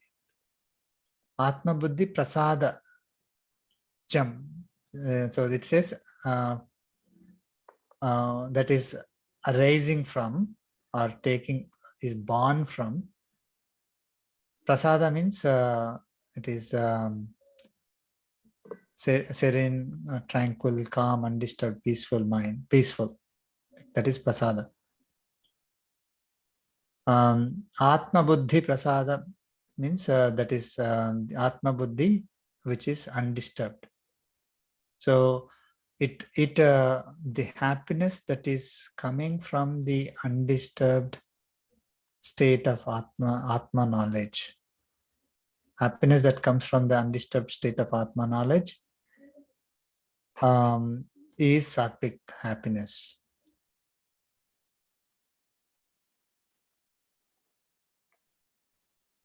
Okay, it feels like poison in the beginning and nectar in the end. So we need to practice this Atma buddhi, right? That's what he said, abhyasat, right? So we need to practice this. Is practicing Atma knowledge. I mean, doing all the activities, practicing Atma knowledge, is it easy or difficult initially for us? Stuff. Very difficult, right? Isn't it? I mean, somebody criticizes us. If I have Atma knowledge, I'm not going to, I will take it same as praise. Now, how easy, I mean, is it easy to not react to that? No, right? I mean, just one example. Difficult. Very difficult. And we need to, in order to experience, in order to be in the state of undisturbed Atma knowledge, I mean, I'm always focused on Atma. To be in that state, I should not be affected by the sensory pleasures and experiences, right? Is it easy to control our senses and mind? No, not easy. No. So especially if we think the other side is so, so great, right? So happy and people are enjoying. Yeah, they're going on a cruise and they're so enjoying. They're going to a beach, enjoying. I mean, all the materialistic things they're enjoying. Great cars, big houses, and parties, and so it becomes kind of painful to focus on Atma when everything else going around like that. But in what context Krishna is trying to say this? Because in most cases, what looks nice for the first time may not end up in a great thing, right, towards the end. Meaning that is Rajasic happiness. We'll come to that. Yeah, but in what context Krishna is saying this? Yeah, Atma, this is one example, straightforward example, right? But is there anything that he's No, I trying mean, to if we focus on Atma, whatever happiness is coming from the Atma knowledge, if I'm focused on Atma, I'm practicing the Atma knowledge. That means I'm practicing the principles that are given in Bhagavad Gita, right? Basis is Atma, right? Starts with Atma. So I'm if my happiness is derived from that, focus on Atma, focus on Paramatma, okay, not derived based on the results, that happiness is sattvic.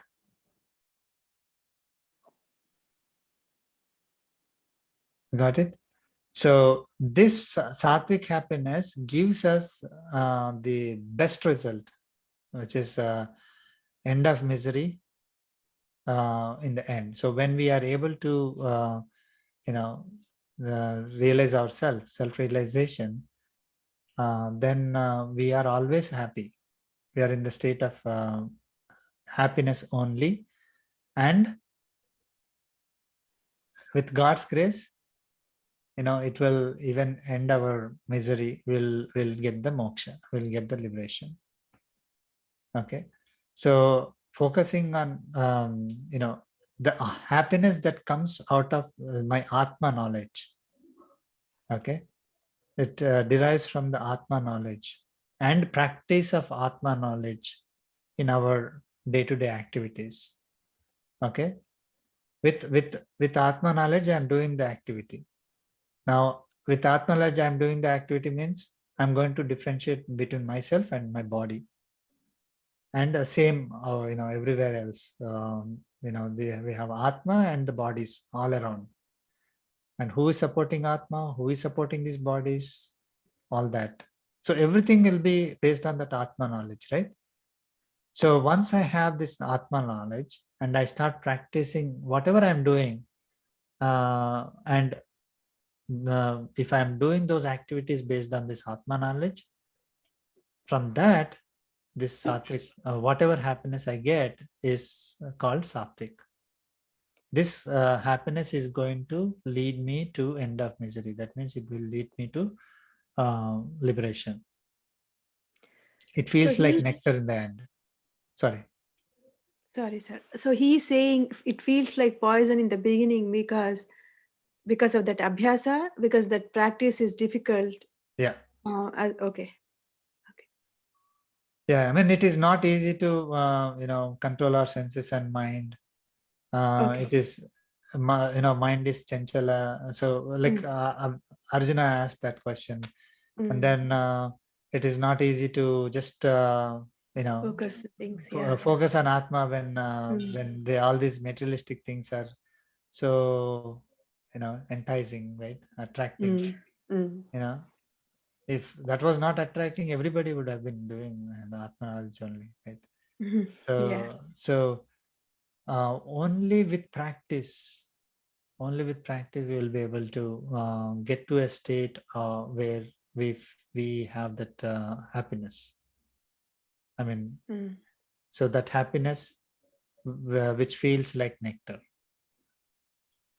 Okay, so as soon as we start applying the principles of that Atma knowledge, we don't feel the happiness immediately. We may even feel some kind of we feel pain because we are not able to say, I want to practice, like I want to control my senses, but I cannot. So it feels like pain, right? I want to lift 100 kgs. I'm not I'm not used to lifting 100 kgs. I'm not able to lift it. And I still try to lift it. What happens? It pains. But only after practice, with God's grace, I will be able to lift it, and I get. That's a. So this Atma knowledge, it requires practice. You will not be able to just read Bhagavad Gita and then say, "Oh, I'm self-realized now." So it is the happiness which comes out when, with practice, we are able to have the undisturbed state of Atma knowledge. Then that happiness is sattvic, which is going to lead us to the ultimate bliss. Mm. That is the real happiness. Yeah. Okay, I mean everything else is not real. Why I'm saying real is that you want to be happy, right? You say yes. I'll say, oh, you'll be happy for only 5 seconds, but you'll be sad for 1 hour. Would you want to treat that as happiness? No, right? Nobody is going to treat that as happiness. So if so, it is not real happiness if it is just just sometime happy and then long misery. So that is not the real happiness. Is like okay, I'll tell you that okay, you have to work hard and you'll get a great job. You still consider that as happiness only. When you get the great job and it is satisfying all your materialistic needs, it is happiness. And when you're doing on the day one, you don't have the result in hand. I'm talking about a materialistic result. This sloka is not materialistic, but just to give an analogy, like we say that you have to study, work hard, prepare for a month, and then you probably, let us say, attend an interview, you'll get a job. If you get a job, then you get a say $1 million salary. Now when even though that 1 month is really painful, you still, in the end, you'll still consider it as happiness only, right? Because the end is when you experience that the result of the whatever 1 month that you worked on, that is giving you happiness. So this entire thing is happiness, where the first 1 month is a practice to reach that happiness state. Okay, so in that state, when imagine ourselves, when you ask, are you happy or unhappy? We won't say I'm not unhappy. We'll say I'm expecting this result, and then which will give me happiness. So that expectation of the result, which is going to give me happiness, we'll consider that also as happiness, even though that happiness not occurred yet. Okay, so that's why, I mean, this in the beginning of the practice, it is painful. It is like poison. In the end, it is like nectar. It is the true happiness, because after that, there's no going back. It is always happiness only, because we are liberated from the miseries. So we're always happy, right? So that kind of happiness is sattvic happiness. So basically, Krishna is saying we have to get into the Satchitananda state, right? Ultimate bliss of consciousness. All those petty things that happen around us is just once we leave this body, there's outside, right? I mean, it's a cycle of birth and life. But again, until you reach that Satchitananda, I mean, the goal is to become one, right? Oneness, the consciousness, the awareness. And then that's the goal we're working towards. So don't think about all those things that's happening currently, right? Even this battle, he's in the battlefield, right? Even that is all temporary. Is that what he's saying? To some extent. So here we are only defining what is happiness. Okay, so some of the other concepts that you brought up are slightly not related, but we are defining happiness that is what is generated from the Atma knowledge is going to lead us to permanent happiness. Okay, not defining whether become one or not. I mean, that is slightly, we're going to do that later. And one more thing is that just a definition only. It's not like I mean, let us look at the other two, Rajasic and Tamasic, and then we'll be able to compare, right? So then we'll understand this maybe a little bit better. Okay. Is it okay? Yeah. Sure. So I mean, Rajasic and Tamasic, which will relate to more, because that is what I mean, at least I was experiencing, and then most of the people are experiencing that, I would say. So let's look at Rajasic. Nope, not this one.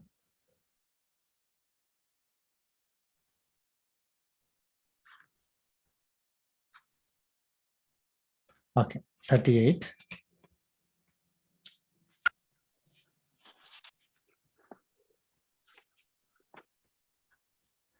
Vishayendriya samyogat Vishayendriya samyogat yattadagre mrutopamam yattadagre mrutopamam pariname vishamiva pariname vishamiva tatsukham rajasam smrutam. Tatsukam rajasam sukham smrutam. Chant together. Vishayendriya samyogat yattadagre mrutopamam pariname vishamiva Tatsukham sukham rajasam smrutam. So Lord Krishna is now explaining what is Rajasic Sukham, Rajasic happiness. Tatsukham Rajasam Smritam. That happiness is remembered or declared as Rajasic. What is that? Okay. Vishayendriya Samyogat. Okay. So here in this sloka, Atma Buddhi Prasadajam.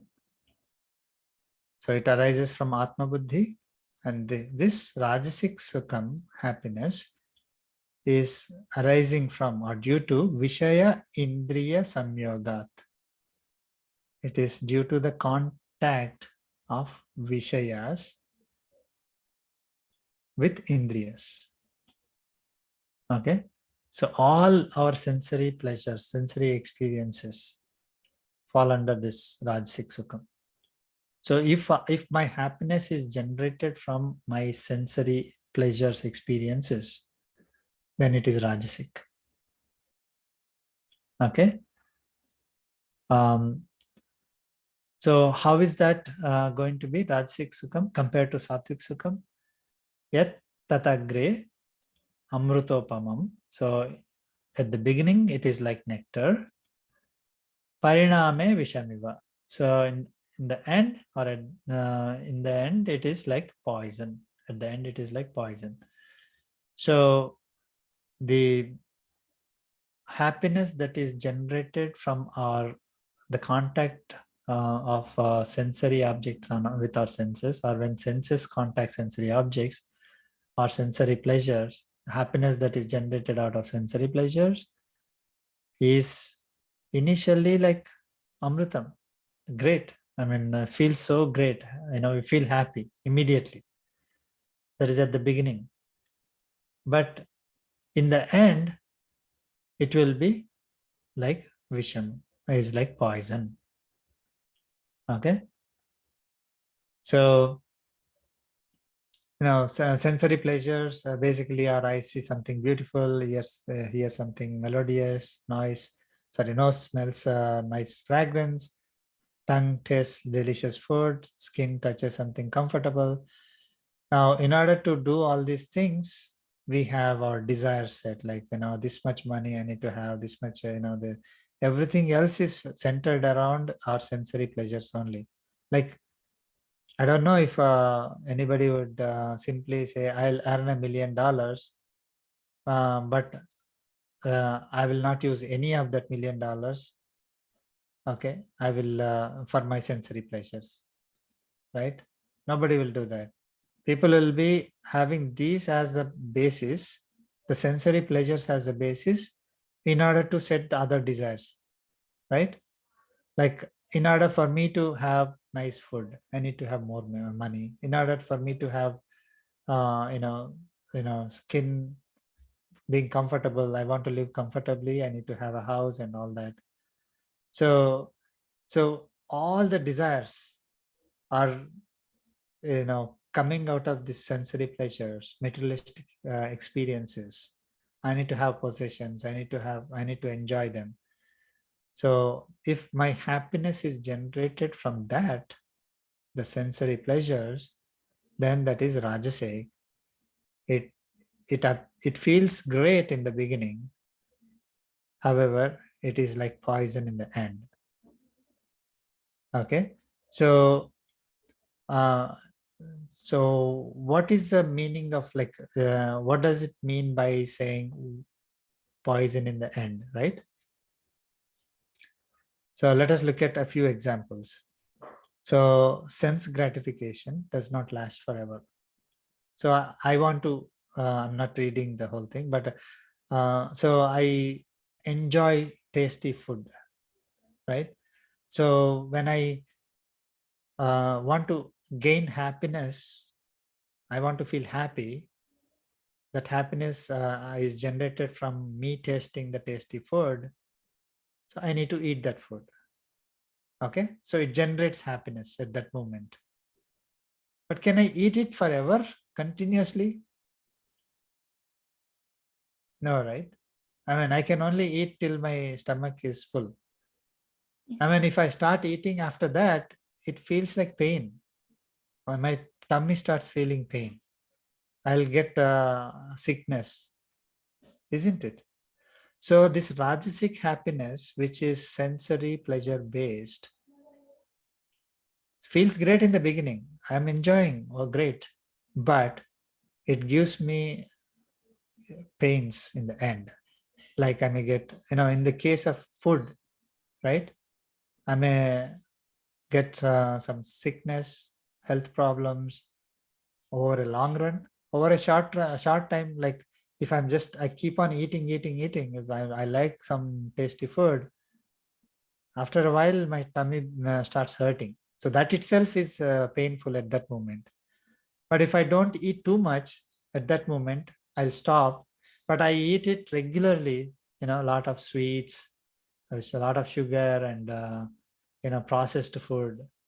Over a period of time, it gives me pain again, isn't it? So this rajasic happiness, which is based on the the sense gratification, feels great in the beginning, but gives pain in the end. Okay. Separation from sensory pleasures causes more pain that lasts longer. So one example that I gave here is that, like, we go to a beach, we enjoy, so I want to experience that sensory pleasures of seeing great things and then eating great food, all that. So I mean, I earn money for that purpose. I will go on a cruise, 7-day cruise, enjoy all the beaches. I don't think of anything else except that enjoying the sensory pleasures only. Now, what happens after 7 days? We have to come back, right? Every day we'll keep remembering I did that. It was so great. See, I have to do all this hard work. I have to clean bathrooms. I have to wash dishes. I have to, go to office, in the cold weather. Everything will appear like pain because we are, none of this, what we have is as pleasure, as happy as what we were experiencing earlier, right? So that happiness, which was for 7 days, felt great in the beginning, but it is painful after that 7 days till we forget. I mean, after, God is so great, gives us, forgetfulness. So once we forget that we went there and we were happy, or how we experienced that happiness, then it becomes normal. But till that time, like especially Monday morning sickness, right? Like if we enjoy the weekend so much, and that is what we are looking forward to, and then Monday morning hits, people feel depressed. That is like in the end of the 2 days, when they enjoyed the Rajasic pleasures, they hit the pain, and the pain continues. It's not like pain will go away. It will continue, because they're not going to get back those 2 days of weekend, or they're not going to get the 7 days of the cruise again. So senses can never be fully satisfied. Okay. So once we start enjoying, we reset our sensory pleasure definition. Like, I eat 3 dishes every day. Okay. Then somebody comes and says, my God, you are enjoying a lot. I say, well, where is the enjoyment? It's normal. No, it's so miserable. I'm only having 3 dishes a day. Okay. So then we want more. We want 5 dishes. Once we start experiencing 5 dishes, then we want 10 dishes. So, I mean, the senses can never be satisfied. So we always want more and more. The senses, I mean, of course, it came in the previous chapters about senses. Our senses can never be satisfied, was the definition. Cannot be controlled by us. It's only Lord Krishna who can control the senses. So again, if you are looking for sensory pleasure based on, if you are looking for happiness based on sensory pleasure, it will be great only to the extent we don't we don't reset our expectation. Our senses don't reset their expectation.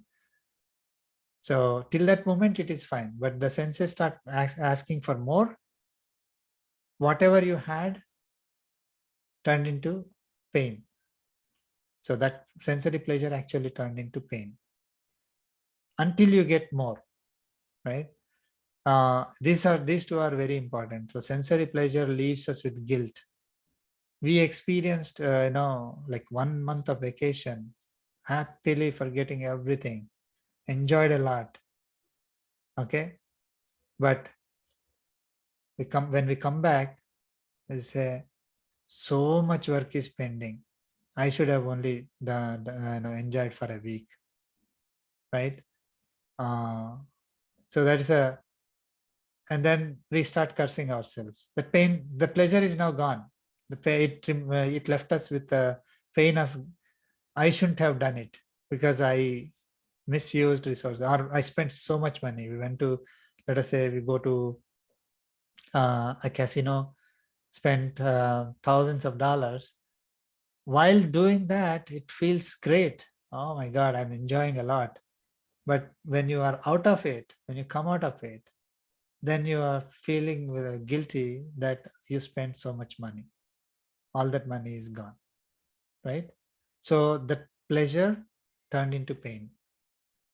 And finally, like sensory happiness turns into fear. Like if in order to experience those sensory pleasures, somebody did something immoral, illegal, whatever it is. And later on in their later life, they come to know that all that is sinful, from the point of view of a spiritual thing. Or later point of time, they come to know that they are caught, doing that illegal stuff, or robbery, or whatever it is. Then they are going to experience the pain. So all these Rajasic pleasures, they appear great in the beginning, but they are painful in the end. This includes, satisfying our desires, sensory pleasures. Okay.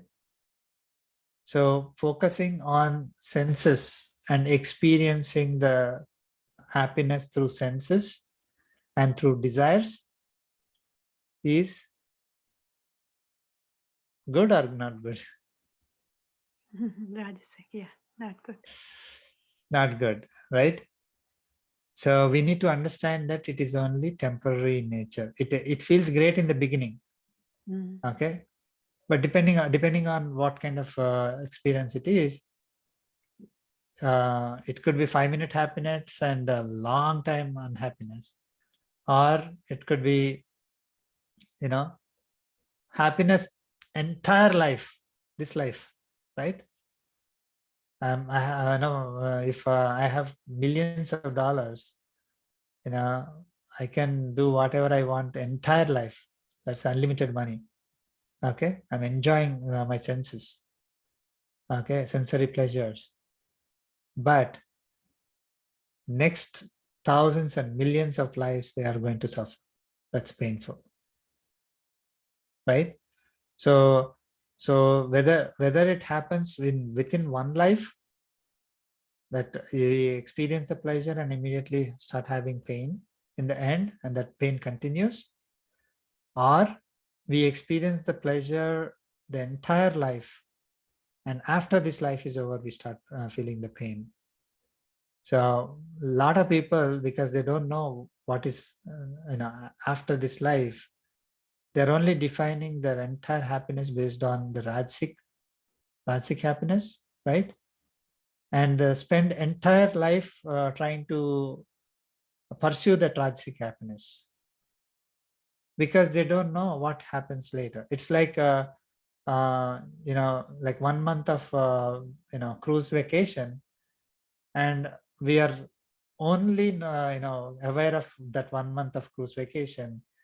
We do everything to maximize that happiness in that 1 month cruise, but depending on what we did in that 1 month, we are going to start having repercussions or pains after that 1 month. Then we'll be cautious during that 1 month, right? But unfortunately, a lot of people, if you don't have this knowledge of Atma Jnana, that is where it is. If you don't have the Atma Jnana, if you don't think that I am Atma, this is not my only life. This is only a day for me, for example. Okay, there will be another day, not in this body, but in another body. So if whatever I do in this day is I'm going to face the music next million days, I'll be very cautious in this day. Rajasic happiness is they are not cautious in this one day. They think their life is only one day, or even if they know what happens later, right? They're only caring about this one day. So they'll think that, okay, I have not seen what happens later, so why do I care? I only care about what I see today, right? Not what I experience today. That is the drawback of Rajasic. If we know the Atma knowledge, then we will be experiencing the pain initially, but we will get the permanent happiness. But Rajasic happiness gives little bit happiness initially, but permanent pain in the end. Is that clear now? Differentiation between Sattvic and Rajasic happiness. Yeah. Yes, sir. Okay. Now we have only 15 minutes left. We'll try to cover the next one. Sloka 39.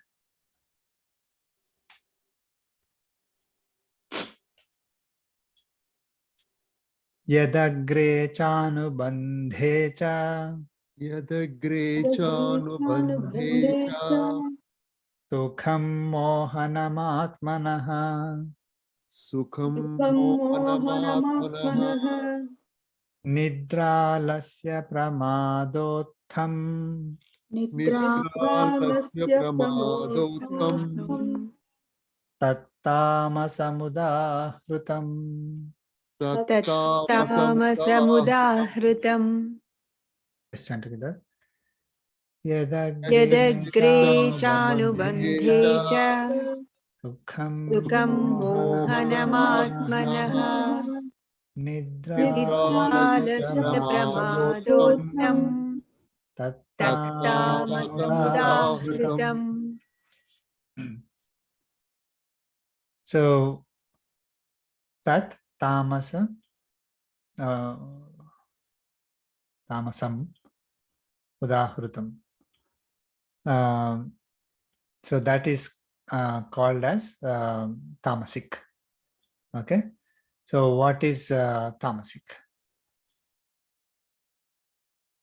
Yet agre. Before that, we'll see where does it come from? Nidra, alasya, pramada, uttam. So nidra, alasya, pramada, uttam. So nidra means all of you know sleep, right? So sleep is when our senses are reluctant, unwilling to work. I mean, they're kind of resting, right? So senses and mind in a resting state. Alasya is laziness. We don't want to start something. We don't want to take any action. We're just lazy. Pramada is heedlessness, unmindful, negligence, inattention, which causes one to do something different from duties. Okay, pramada doesn't mean accident. Pramada means they're not focused. They're lack of focus, lack of attention, or they're not thinking. They don't know. I mean, they're like ajagrata, right? So because of these three, like if the happiness comes from these three, okay, it arises from sleep, laziness, or heedlessness, then that happiness is called tamasic. Okay. So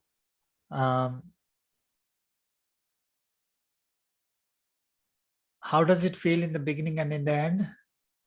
You know, yat agre anubandhecha. So at the beginning and also at the end, anubandha means consequence. So at the consequence means after we get the result. That is a consequence of the activity. So or at the end, like in the previous slokas, Lord Krishna said at the end. So we can also use it as at the end. So how does it look? Mohanam atmanaha. So it causes delusion to oneself. So the previous case, it was giving pain first and then happiness, permanent happiness later. The case of Rajasik, it is little bit of happiness in the beginning and permanent pain, later. Now, in case of tamasic happiness, which is based on nidra alasya pramada, or which comes from the nidra alasya pramada, it is causing delusion both at the beginning and in the end. Okay. So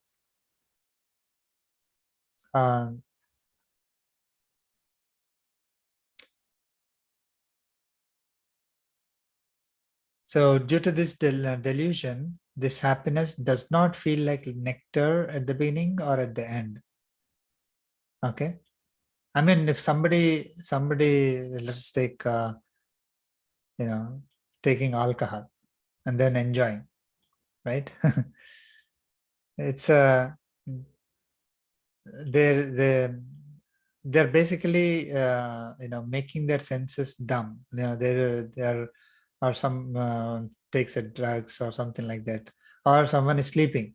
Okay, simply, I mean, no, the sleep. Okay, one more thing is that we learned that sleep here.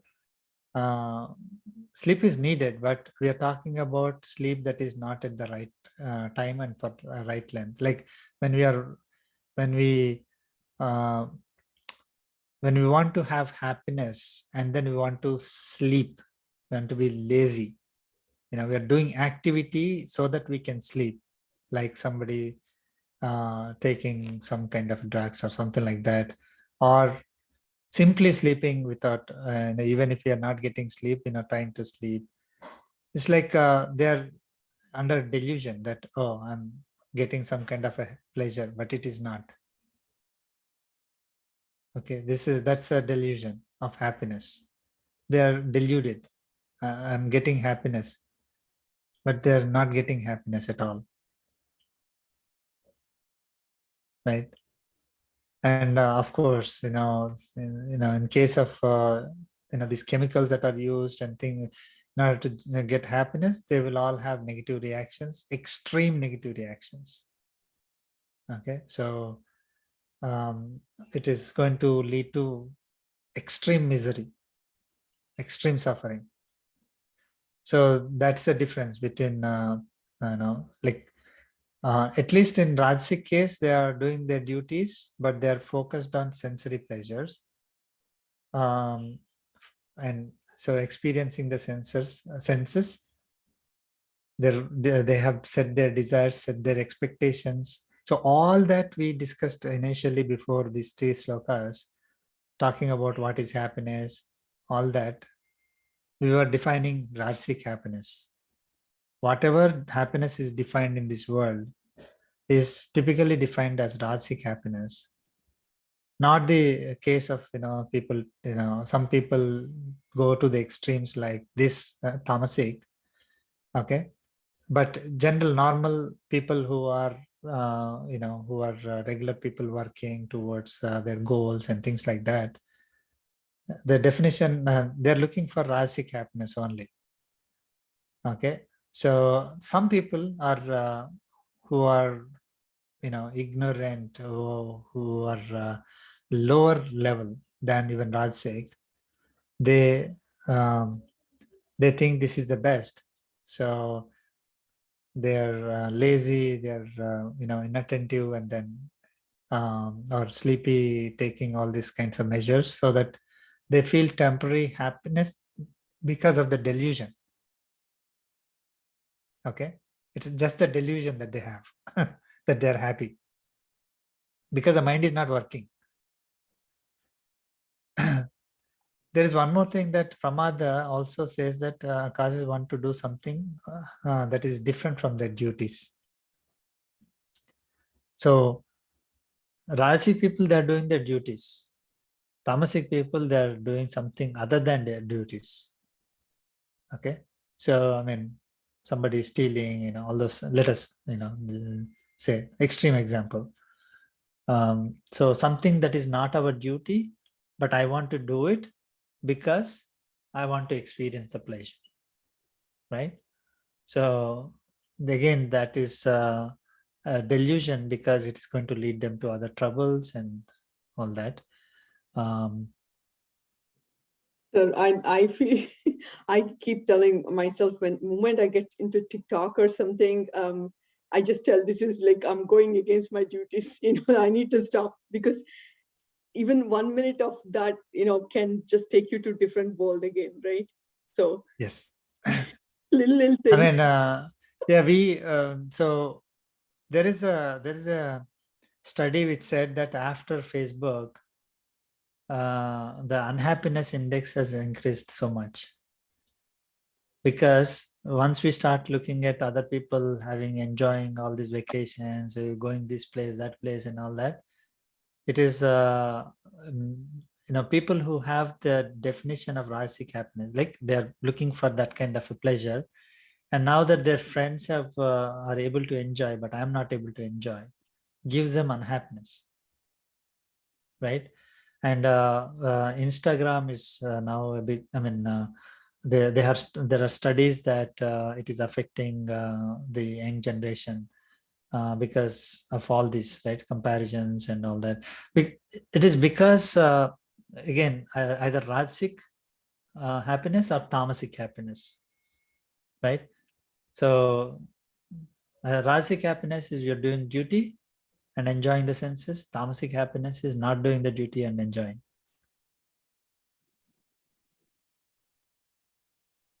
The thief who is stealing, right, for livelihood or whatever, can we even consider any Rajasic happiness he's getting it, or like Rajasic or Tamas? Definitely it's not good, I understand, but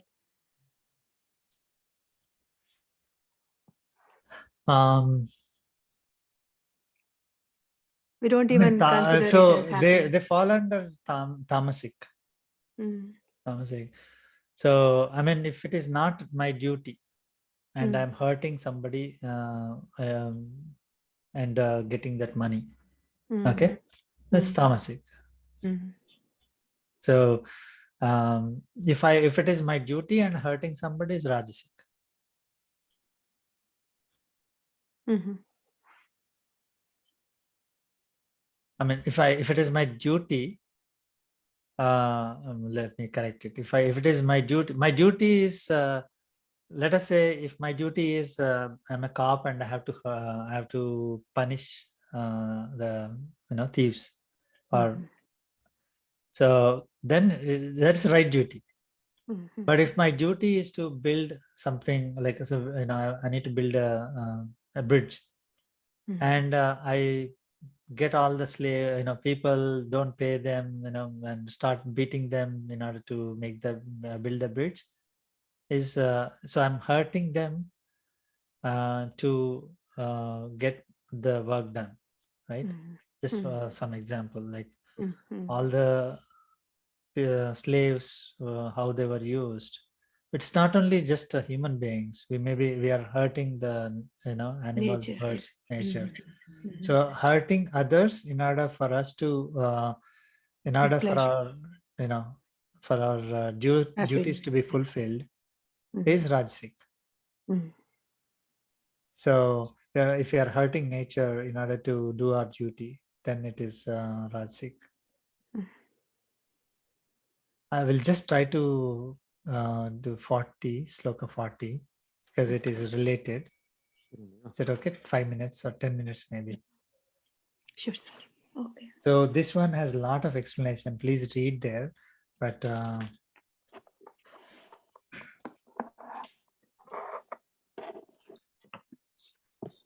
न तदस्ति पृथिव्यां वा न न तदस्ति पृथिव्यां वा दिवि देवेषु वा पुनः दिवि दिवि देवेषु देवेषु वा पुनः सत्वं प्रकृतिजैर्मुक्तं सत्वं प्रकृतिजैर्मुक्तं यदेभिः स्यात् त्रिभिर्गुणैः यदेभिः स्यात् त्रिभिः गुणैः Let's chant together.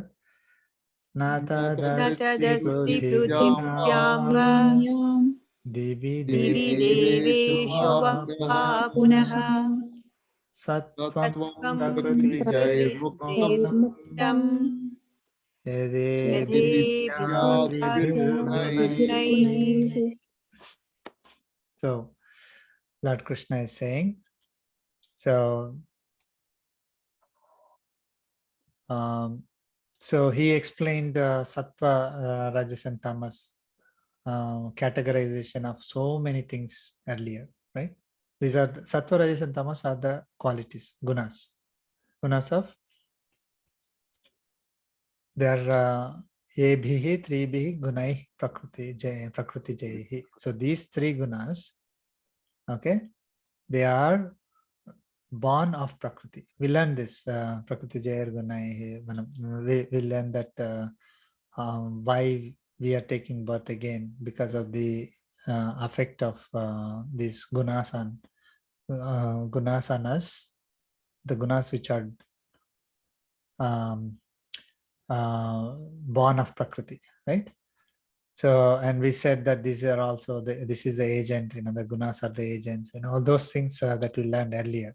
So what Lord Krishna is saying is that there is no one, no being that exists either in Prithivyam, on this earth, or Divi Deveshu. So among the devatas in heaven, okay, which is freed, which is muktam, freed by these three gunas. I'm just doing it quickly, because of lack of time. So all are affected by these three gunas. Okay.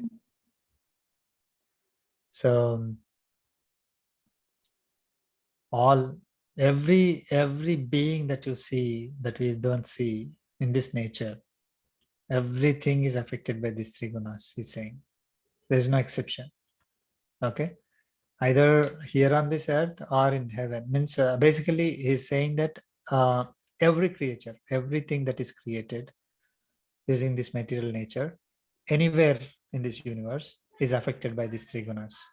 Because the material is having the three gunas. You cannot separate these three gunas from each other. Okay. So let's read this quickly, if that is okay. Why Lord Krishna stated this fact at this time, after explaining Sattva, Rajas and Tamas, threefold division of various categories.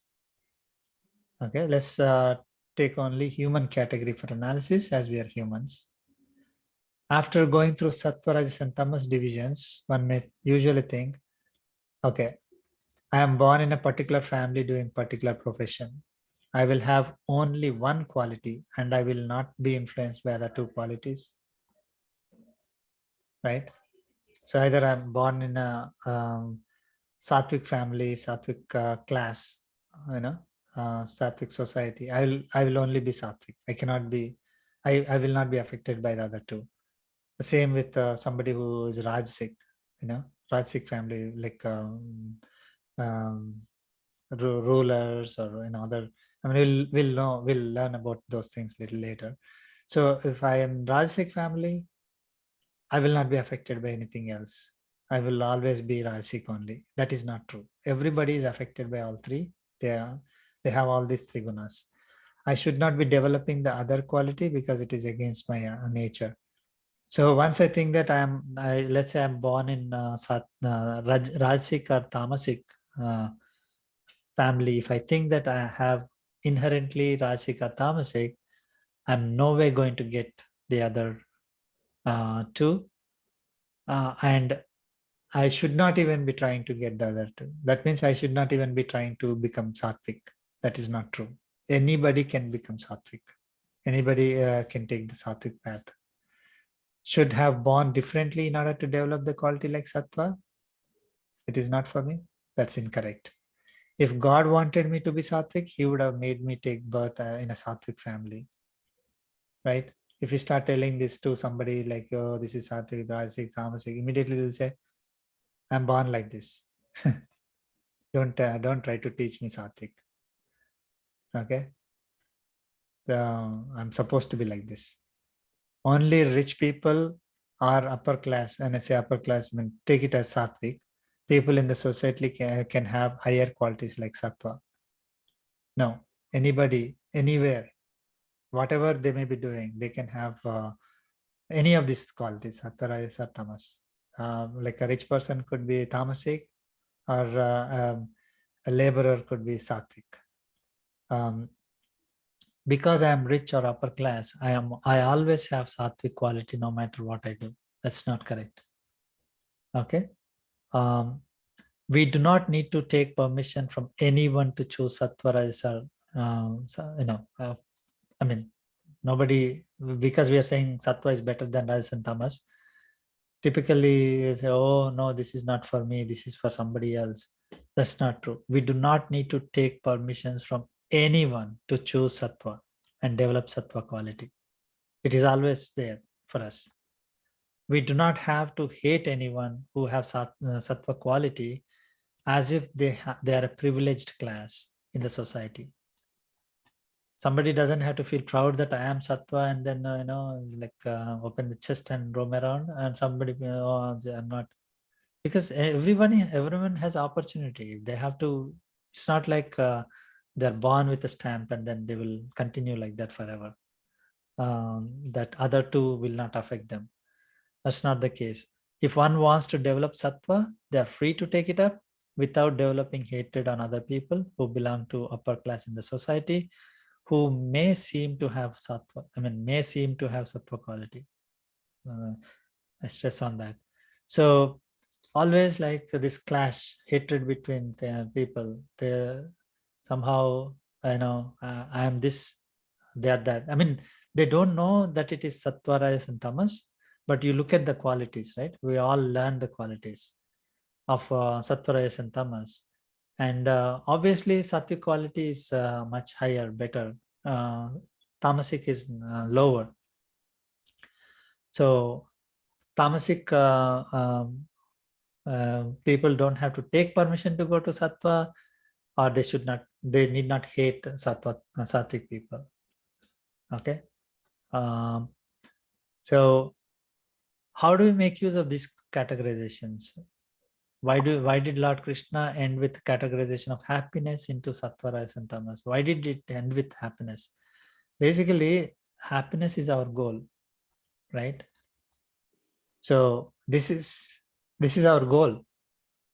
Anybody you ask anything, you want to become, what do you want to become? They'll say, I want to become this or that. I want to be, but why do you want to become that?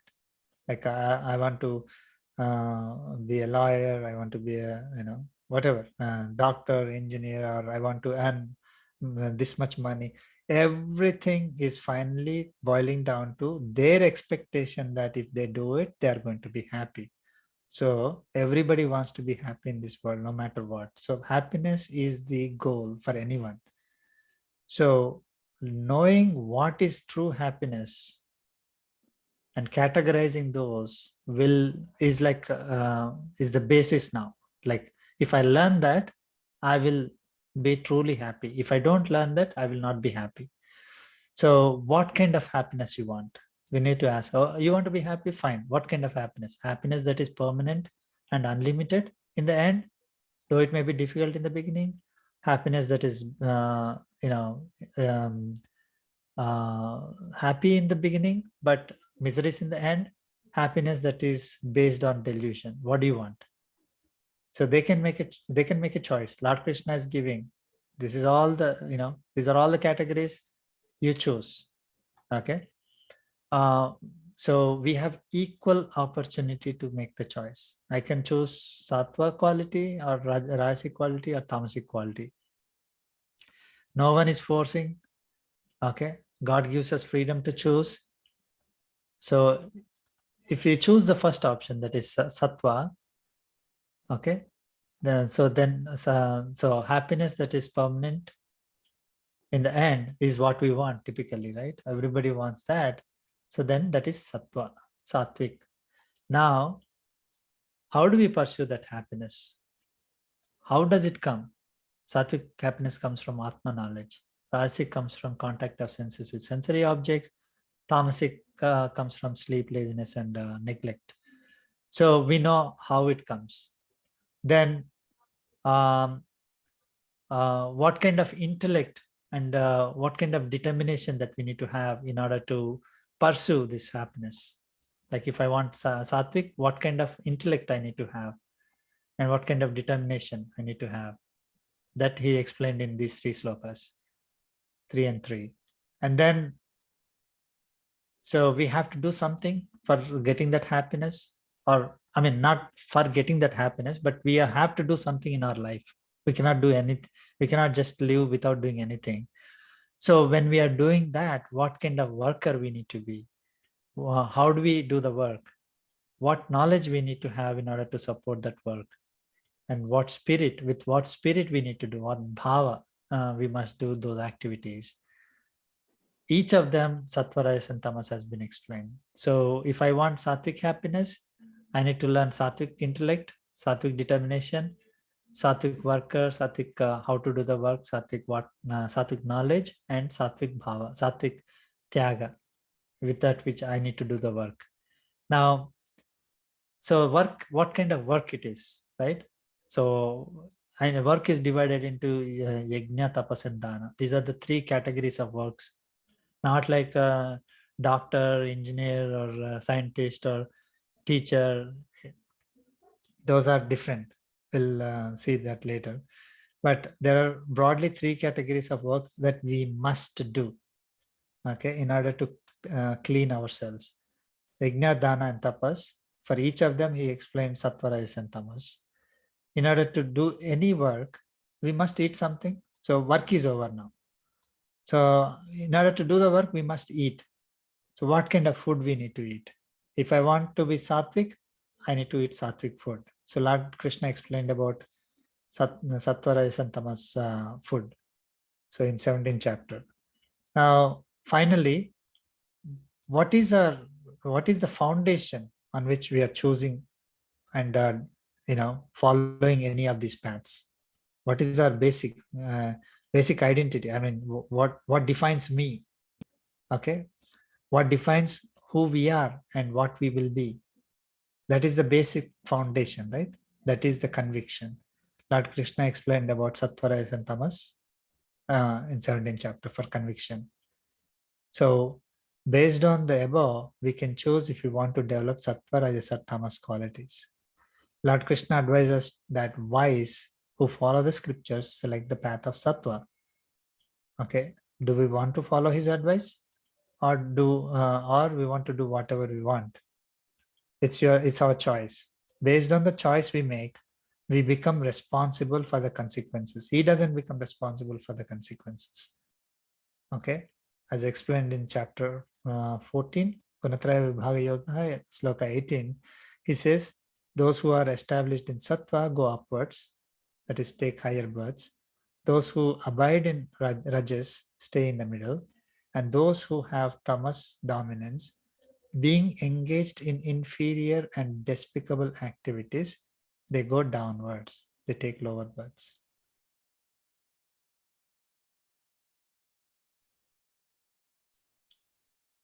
So, Jai Sriman Narayana. So, I mean, this is like consolidating the knowledge that is there in several chapters and categorizing them in one place. So we could follow all the sattvic things in each of these category, and we can go upwards.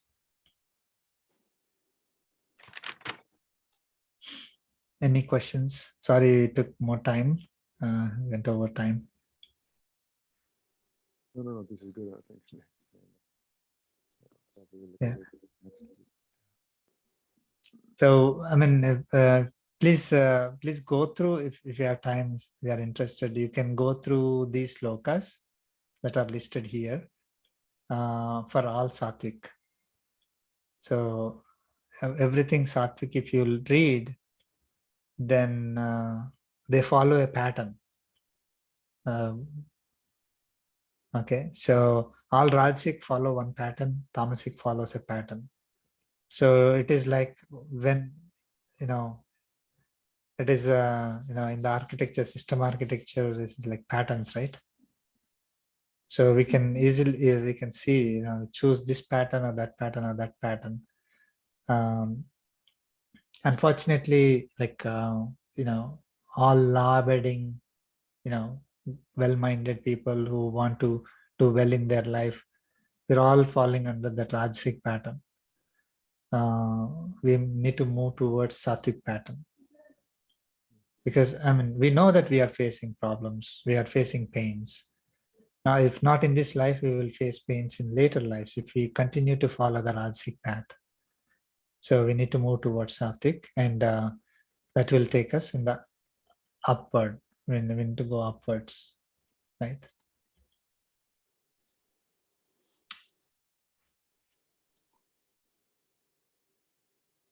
Thank you so much.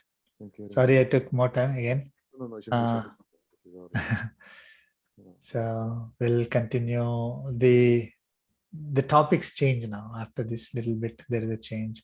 But one thing I just want to highlight is that nowhere it is mentioned, like sattva, rajas, and tamas, nowhere it is mentioned what specific activities will be sattva, rajas, or tamas. Have you seen? Nowhere, right? So whatever activity we are doing, it could either be sattvic, rajasic, or tamasic. It can be. It's not like this type of activity is always sattvic, that activity is always rajasic. No. So Arjuna, when he is fighting the battle, if he is doing it as service to God, doing his duty, leaving the results to God, so doing without any expectations, thinking God is behind all his abilities, he's just an instrument, he's going to be sattvic. If he's fighting the war saying, I am great, I am going to do this, I did so much work, I learned a lot, now this is a time for me to show that, and I am going to do it, and the result will be because of me.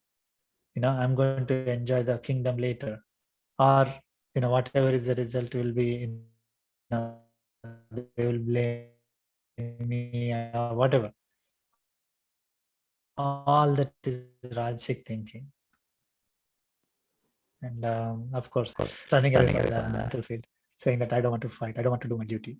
That is tamasic. So it could, the same activity can become sattva, rajas, or tamas. For us also same thing. So